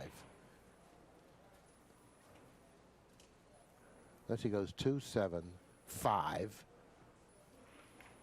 2, 7, 5 maybe. Then he's going to go 2, 3, 5. He's going to have to end up by the center diamond on the long rail. Right here. Yeah, he's looking right now. He's going to have to end up here for the 5. And where does he shoot the 5? In the side? Shoots the 5 in the corner. Okay, yeah. He's going to have to end up here for the 5. No, Oh, he's no. not doing Shot that. in between them. Yeah. Interesting choice. I don't understand. It looks Does like the he's, 5 pass the 14? well, that's, maybe we can get the monitor over there to take a look. Wow, that's a tight fit. At least it appears like it's a tight fit. Either that or he's bringing the cue ball in 2 rails and underneath them. I don't think he would do that. It must go. He certainly has excellent eyesight. And now he has to reposition the cue ball to bump to 13. Like this. He has to shoot to 5. Uh-huh. And he has to bump to 13. Yeah, I think that the bigger problem is making the 5. If he makes the 5, he's going to be in position on the 8. Even if he leaves himself a little tougher. But in order to bump to 13, he's going to have to shoot the 5 with a fairly hard stroke. And if he bumps to 13 in the wrong spot, he may find himself close to the 8 and out of line. Well, from this angle, he doesn't have a lot of room to cheat this ball. From the angle I'm looking at it right now, Then he doesn't have time. Then he probably is going to go in between the 9 and the 13. Look at this. And that's what he's Great done. shot. Good call, That's what Woody. he did. Great selection process there. Well, like I said, he's going to have to perform to get to the hill position. That's called Hills Brothers, buddy. That's what it is, I guess. Hills Brothers. We have action center court. The match is tied 7 games apiece. It's a race to 8. Can we have a hand, please, for Francisco Bustamante? Johnny Archer, 7-7. Well, Bustamante has to feel better than Archer because if there's any indication on how he's been breaking the balls, how he'll break these balls in the final game, he has to be a big favorite in this match. I agree with you. I mean, what's his average might be 3.7 balls a break. Some number like that. We know we saw him do 4 before. Twice.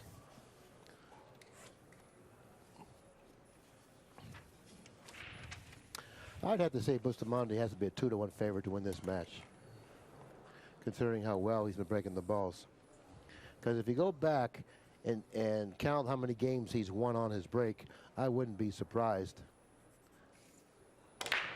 Look how nicely they opened up again. His breaks the balls perfect. And he's got choice. Wow. Look Again. at this. Well, he is certainly in the driver's seat. This is his match to lose from here, Billy. But it's not a gimme layout because it's the position of the 2-10. Here's the problem area right here, the 2 and the 10. Now, see, the 10 can be pocketed in that corner, and the 2 can be pocketed at the other corner. But if you choose the high balls, If you choose the high balls, then the 12 ball becomes a problem ball.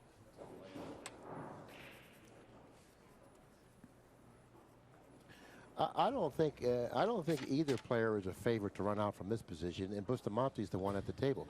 So therefore, laying 2-1 from this position is not something I would like to do.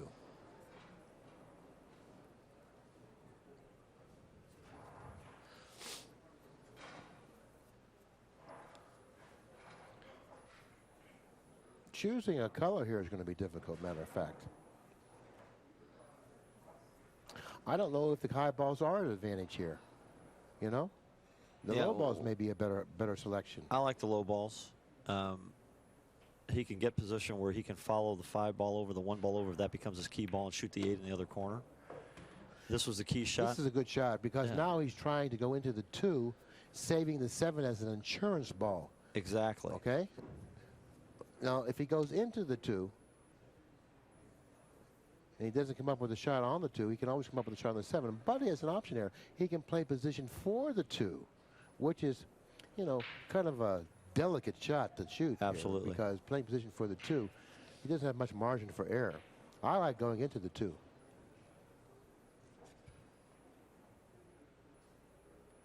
He can reposition the 2 by going into the 2. I think it's a better shot.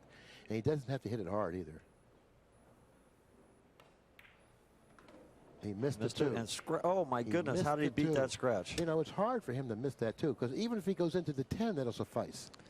You see that angle? You see how tough these diamond tables are? I mean, this is a true pro cut. That cue ball was in and came out. That certainly would have been fatal in this spot. Okay, now, this is a very big decision he has right now. If he can pocket the 7, do you try to run out? I wouldn't try to run out from this position. Well, how's he going to pocket the 7? I said if he could. If he could. Okay, it looks to me like he's got way too much traffic for that.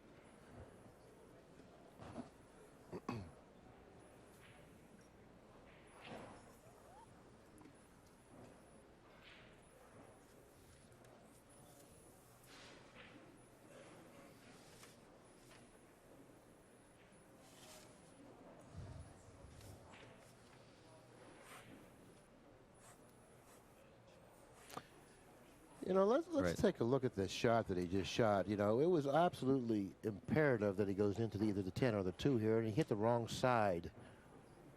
Look, see? He missed the 2 by a good 6 inches, and he should have favored the other side of the 2. Well, he's shooting like he can make the 7. That's why I said, even if he can make the 7, I don't think it would be wise for him to try to run out from this position, considering the position of the 2. And it looks like he's going to have to make a spectacular shot on the 2, either bank it cross corner or play in the upper left-hand corner and still play position. Well, what's the angle that he has on the 6 right now? Can he make the 6 and force follow the cue ball into the 10? Yeah, but still he has a problem with the 1-5, and that's, you know, he has to eliminate at least either the 5 or the 1 from this position, because if he does that, it opens up the right-hand corner pocket for the ball he leaves. Okay, can he shoot the 5 or the 1 and get position on the 6 in the side with an angle to break the 2? Yeah, he could probably shoot the 5 in the corner, trying to reposition the cue ball with an angle off the 6 to go into the 2. That's an option.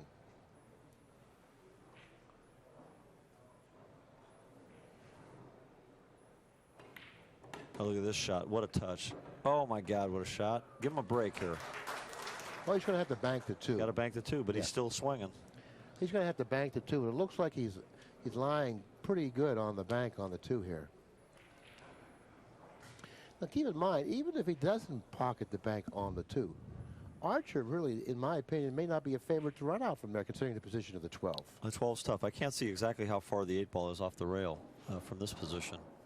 But when I look at the monitor, it looks to me like he may have room to play position on the other side of it. I tell you what Bustamante can do that'll make him a pretty big favorite. Billy, if you look at, you missed it. They just showed the monitor, and there's plenty of room for Johnny to get up underneath that 8 ball. Yeah, but how does he get underneath it? Well, I don't think it's going to matter now because it looks like Francisco's out. It looks like he is out, and he's repositioned the cue ball ideally for the 6 to drop nicely for the 1. And if the 8 passes the 12 into the upper left-hand corner pocket, this is almost a gimme run out. The 8 passes. He's taking a look at it now, and it doesn't seem like it passes that comfortably, if it does pass at all. Oh, he's looking at it. He's looking at an angle now to get where he can play on the other side of it also. Yeah, he wants to position the cue ball where he can play both the 1 and the 8 in the same pocket. And this is very crucial. The angle that he leaves himself with here. And he may have lost his market on that angle if he's gone down table too far. It looks like he's lost his market on that angle, therefore ending up on the wrong side of the 1. So now that's why I said it's so crucial when you play 8-ball, when you get down to the last 2 or 3 balls, to keep that right angle. And he was guilty of not doing that on that particular shot. Well, what's he going to do from here now? I think he's just going to try and bring the cue ball back and take a tougher shot. Either that or follow it and try and get back over there. Well, he's going to go for the pocket. He's going to go for the shot in the corner pocket, even though he only has maybe a quarter of a pocket. You know. Let's take a look at that. Well, that's a pretty tough angle to distinguish how much of a pocket he really actually has. Oh, he hit the 12. Now, how much room does the 12 have? Can it get underneath the 8? Well, let's get the monitor up there and we'll take a peek. I don't think the 12 goes by the 8. I'll tell you what Archer can do. He doesn't even have to pocket a ball here. You know. Okay, it doesn't go. It doesn't go. So Archer would be foolish to pocket a ball here. What I would do if I was Archer, I would shoot off of the 15, sending the cue ball somewhere around here. The 10 blocks the pocket for the 8 to be banked right here, and he has to make a legitimate effort on the 8 because he can't give him ball in hand. Exactly. So I would not try to pocket a ball here, and I would not move the 10. Well, the only the shot I see that he comes back with is if he comes like you're saying, okay, and he plays this shot here, and he doesn't really have the angle to fall behind the 10. No. Okay, to play safe. So if he leaves Francisco in this position here, or some difficult position, now the only shot Francisco has is to be able to go up here.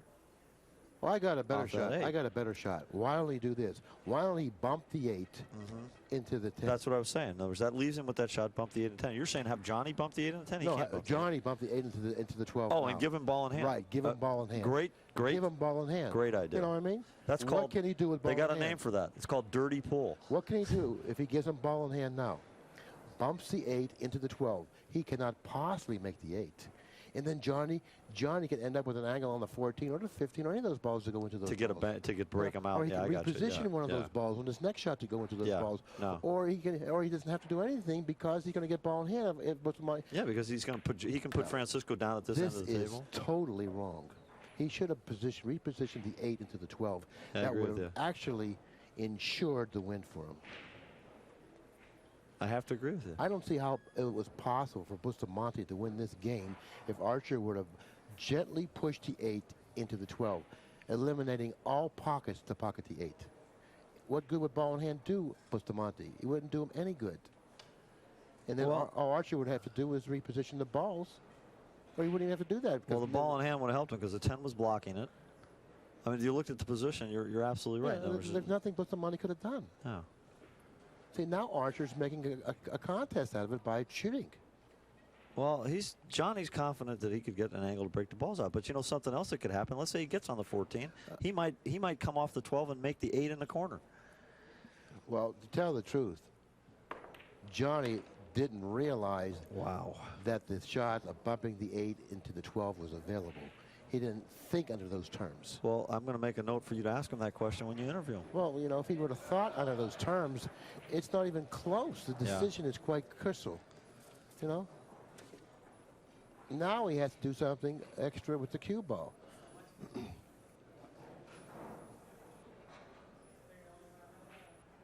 I mean, where the 8 was, he had no jeopardy of being engaged in a 3-foul situation because I mean, he had a lot of cover. It looks like to me that Archer's at a disadvantage here. Even if he pockets the 14, he still has to come up with a shot on the 10, on the 12, and that's not going to be easy to do. See, what I would do in this spot here is here's his position, right? If he can cut this ball thin enough, drive this ball over here and bring his cue ball back down here. Now, Francisco's got a tough shot to make on the 8. Yeah, well, that's a very difficult shot. I certainly want to give Francisco a chance to win this game. like that. I think that he's going to have to end up going into the 8. But even if he goes into the 8, he's not a favorite to come up with a shot on the 12. No, you're right. Had he bumped the 8 into the 12, he would have ensured the win. He couldn't have possibly lost this match. Couldn't have possibly lost this match. Well, I'm a little snookered here while trying to watch what Johnny's going to do. He went for the game there. And you know, he hasn't left Francisco a gimme here coming back. I think he got very fortunate with that miss. Yeah, well, you know, he was really at a disadvantage there. After pocketing, if he did pocket the 14, coming up with a shot on the 12 would have been, you know, not very likely that he could have came up with a shot on the 12. Bustamante standing at the table, not a very good position to be in. I think that Archer now becomes a slight favorite in this match. I think he's more than a slight favorite. I think this is a tough shot. I like Archer from this spot. Well, even if Bustamante misses, there's no guarantee Archer's going to come to the table with an easy shot. Do you see? Now, see, no, he doesn't come. He doesn't have an easy shot. Well, all he's got to do is go up there and lag into the 12 ball. No, he doesn't. That's not all he's got to do. He can leave him a bank cross corner. Okay, wait a minute, William. Now, Johnny's plays good enough that his speed is good enough that he can come up here, lag into this ball, leave the cue ball right here, and leave him a stiff. No one's speed is that good. There's no one that has the speed to do that. You had a problem doing it with the telestrator. Well, I'm just not very coordinated. You don't expect to compare me to the Scorpion, do you?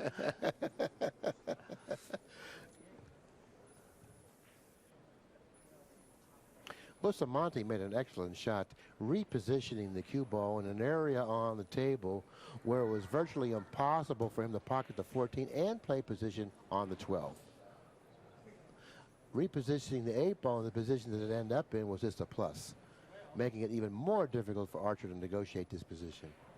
Well, what I'm saying is if he was to elect to take the shot I illustrated there, you show me a better shot than that. I'll tell you what Archer does have now, and it's not really that much. I think the best chance Archer has of winning this game if he elevates and he banks the 14 cross corner. And in doing that, he'll draw the cue ball over here and possibly over here, ending up, you know, if he misses the shot, ending up on this end of the table, making Bustamante bank the 8 to win the match. I got to tell you what, you got me with that shot. That's the shot. I like that shot. And that's exactly what he's doing.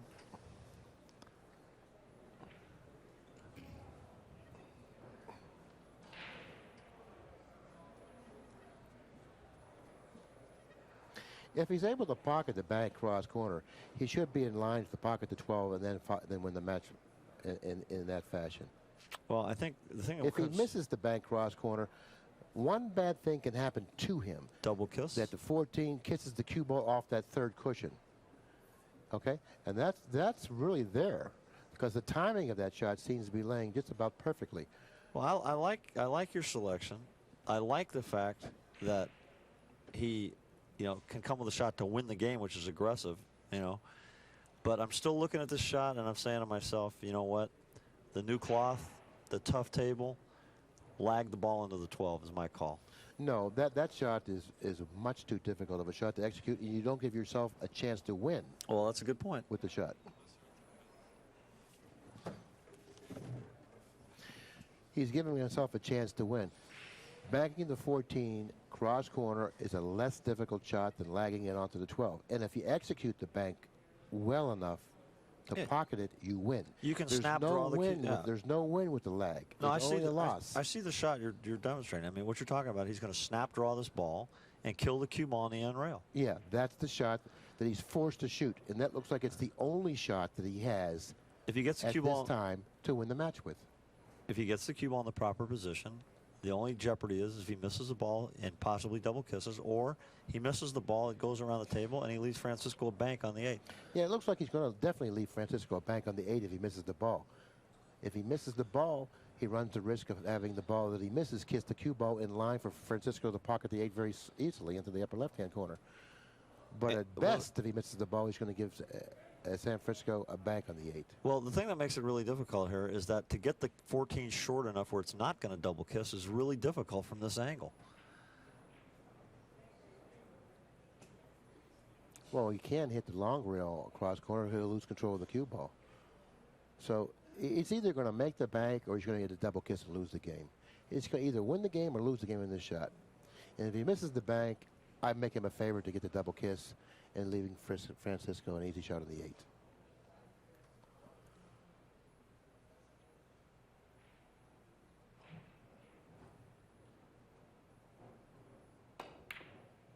He played it short. Boy, great shot. He played it short, and he may have left Francisco an awkward bank. I don't think so. I don't think so. See, I think he was too mindful of the possibility of the double kiss, and he played it short. I think he played it right. I think that, look, I mean, if he gets the cue ball even over further, look what happens. Francisco's just stiff. I don't think this is any bargain. He may have left him an angle where it's awkward enough not to be able to bank the 8 ball comfortably cross corner. Oh, he's called the bank. Oh, he's going to have to shorten it up. He's going to have to hit it with some speed then.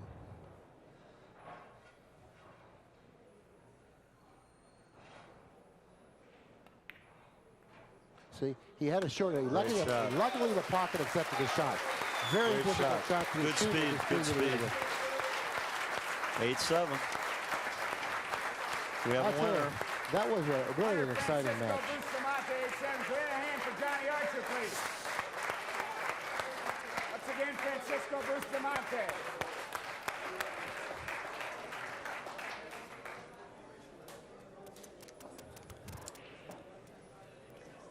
Okay, well, we're going to be back very shortly with Francisco Bustamante. But in the meantime, Tony, it's been a pleasure doing this match with you once again. Once again, William, we have our minor disagreements, but I definitely enjoyed myself thoroughly, and I seem to learn. I'm anxious to play after spending time with you. I've learned all this new strategy. Well, thank you. You know, I'm getting kind of old, and as you grow older, you get those gray hairs, you pick up experience. Well, William, I have one saying in that regard. It's not the years, it's the mileage, and unfortunately, you're high mileage, too. Thank you. So on behalf of Tony Annigoni, this is Bill Incardona saying thanks a lot for supporting Accu-Stats. Give Pat a call, 800-828-0397, and we'll be on the floor just in a moment with Francisco Bustamante.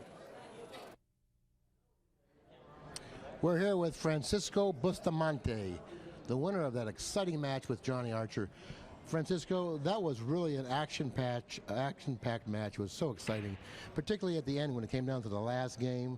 And then I thought he was going to win it. I thought you were going to win it. I thought he was going to win it. And then again, I thought you were going to win it. And you ended up winning the match. How did you feel in that last game, by the way? Well, you know, I feel so happy because especially I win the last match. And when I missed the 8 ball, and then Johnny Archer gonna win this the last game. And Johnny make mistake, you know, I make mistake too. We are not 8 ball player, we are 9 ball player. So me and Johnny is, you know, is experience, new experience in play 8 ball. Well, I don't think that's true. I think both of you can play 8 ball very well, you know, very well. There are a couple intricacies in the game that you really don't understand that well, but you have to be a very experienced player to understand that part of the game.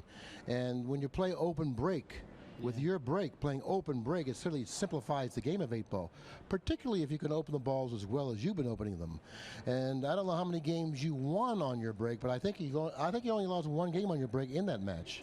I think I break 8 times. I just miss 1 break, no balls. And seven times break, I make a lot of balls. But I got no shot, you know. Some shot I got no shot. So very lucky to win the match against Johnny Baby Archer. Well, it looked like for a moment you were going to have a cakewalk. The score was 5-2. No, 5-3. 5 games, exactly. 5 games. No, 5-2. I think it was. Or maybe you're right. 5 games to 3. 5-3. And then you played position for the 1 ball in the corner pocket. But you laid a little awkward on the 1, and you had to bump the 4 to reposition the 4. You had to bump the 4, and you end up missing the 1. Remember that game? I think when the score is 5-3, I missed the third in the side pocket. This one day I was. Well, then it was 5-2. Oh, 5-2. Maybe you're right, Then Billy. you tried to pocket the one, you missed the one because you had to go into the 4-ball. And I think that you were more concerned about repositioning the 4-ball than you were about pocketing the one. And you end up putting all your concentration on repositioning the 4-ball, and you forgot about pocketing the one. And that's when you missed the one. And I'm sure you remember missing the one in the corner pocket. You only missed a couple balls in the match. Yeah, I missed this one, yeah. because I was looking all the position with the ball. Right. I mean, it's 8-ball make you crazy, and it's not like 9-ball. In 9-ball is big different than 8-ball. And I think you're right, Mr. Billy.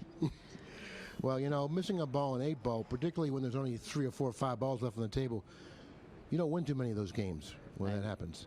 When your opponent has a lot of balls on the table and you only have 1 or 2 and you miss that shot, you don't win too many of those games. I know. So importance has to be at all times playing 8-ball, pocket the ball. Pocket the ball. Pocket the ball. And then run out, break, run out, break, run out. Yeah. Yeah, break, run out. That's what you do extremely well. Break, run out, break, run out. If you miss. And it's amazing. With the last game when I missed the 8-ball, I say it's over.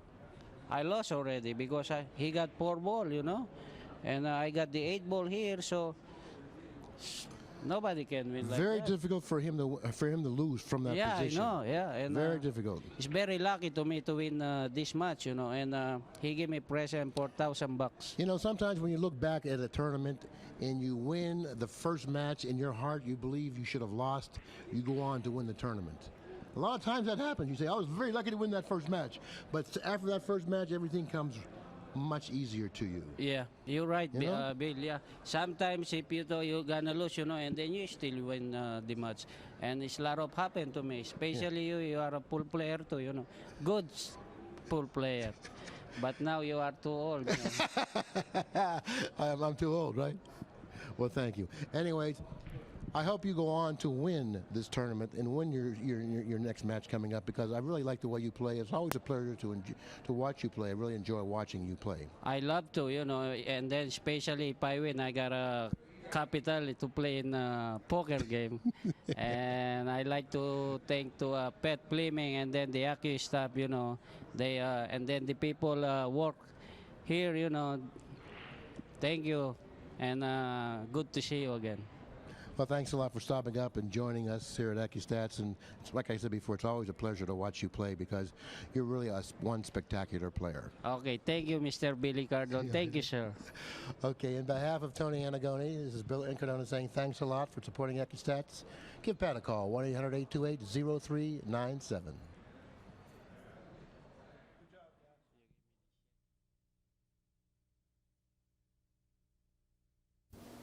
Hi, I'm Pat Fleming.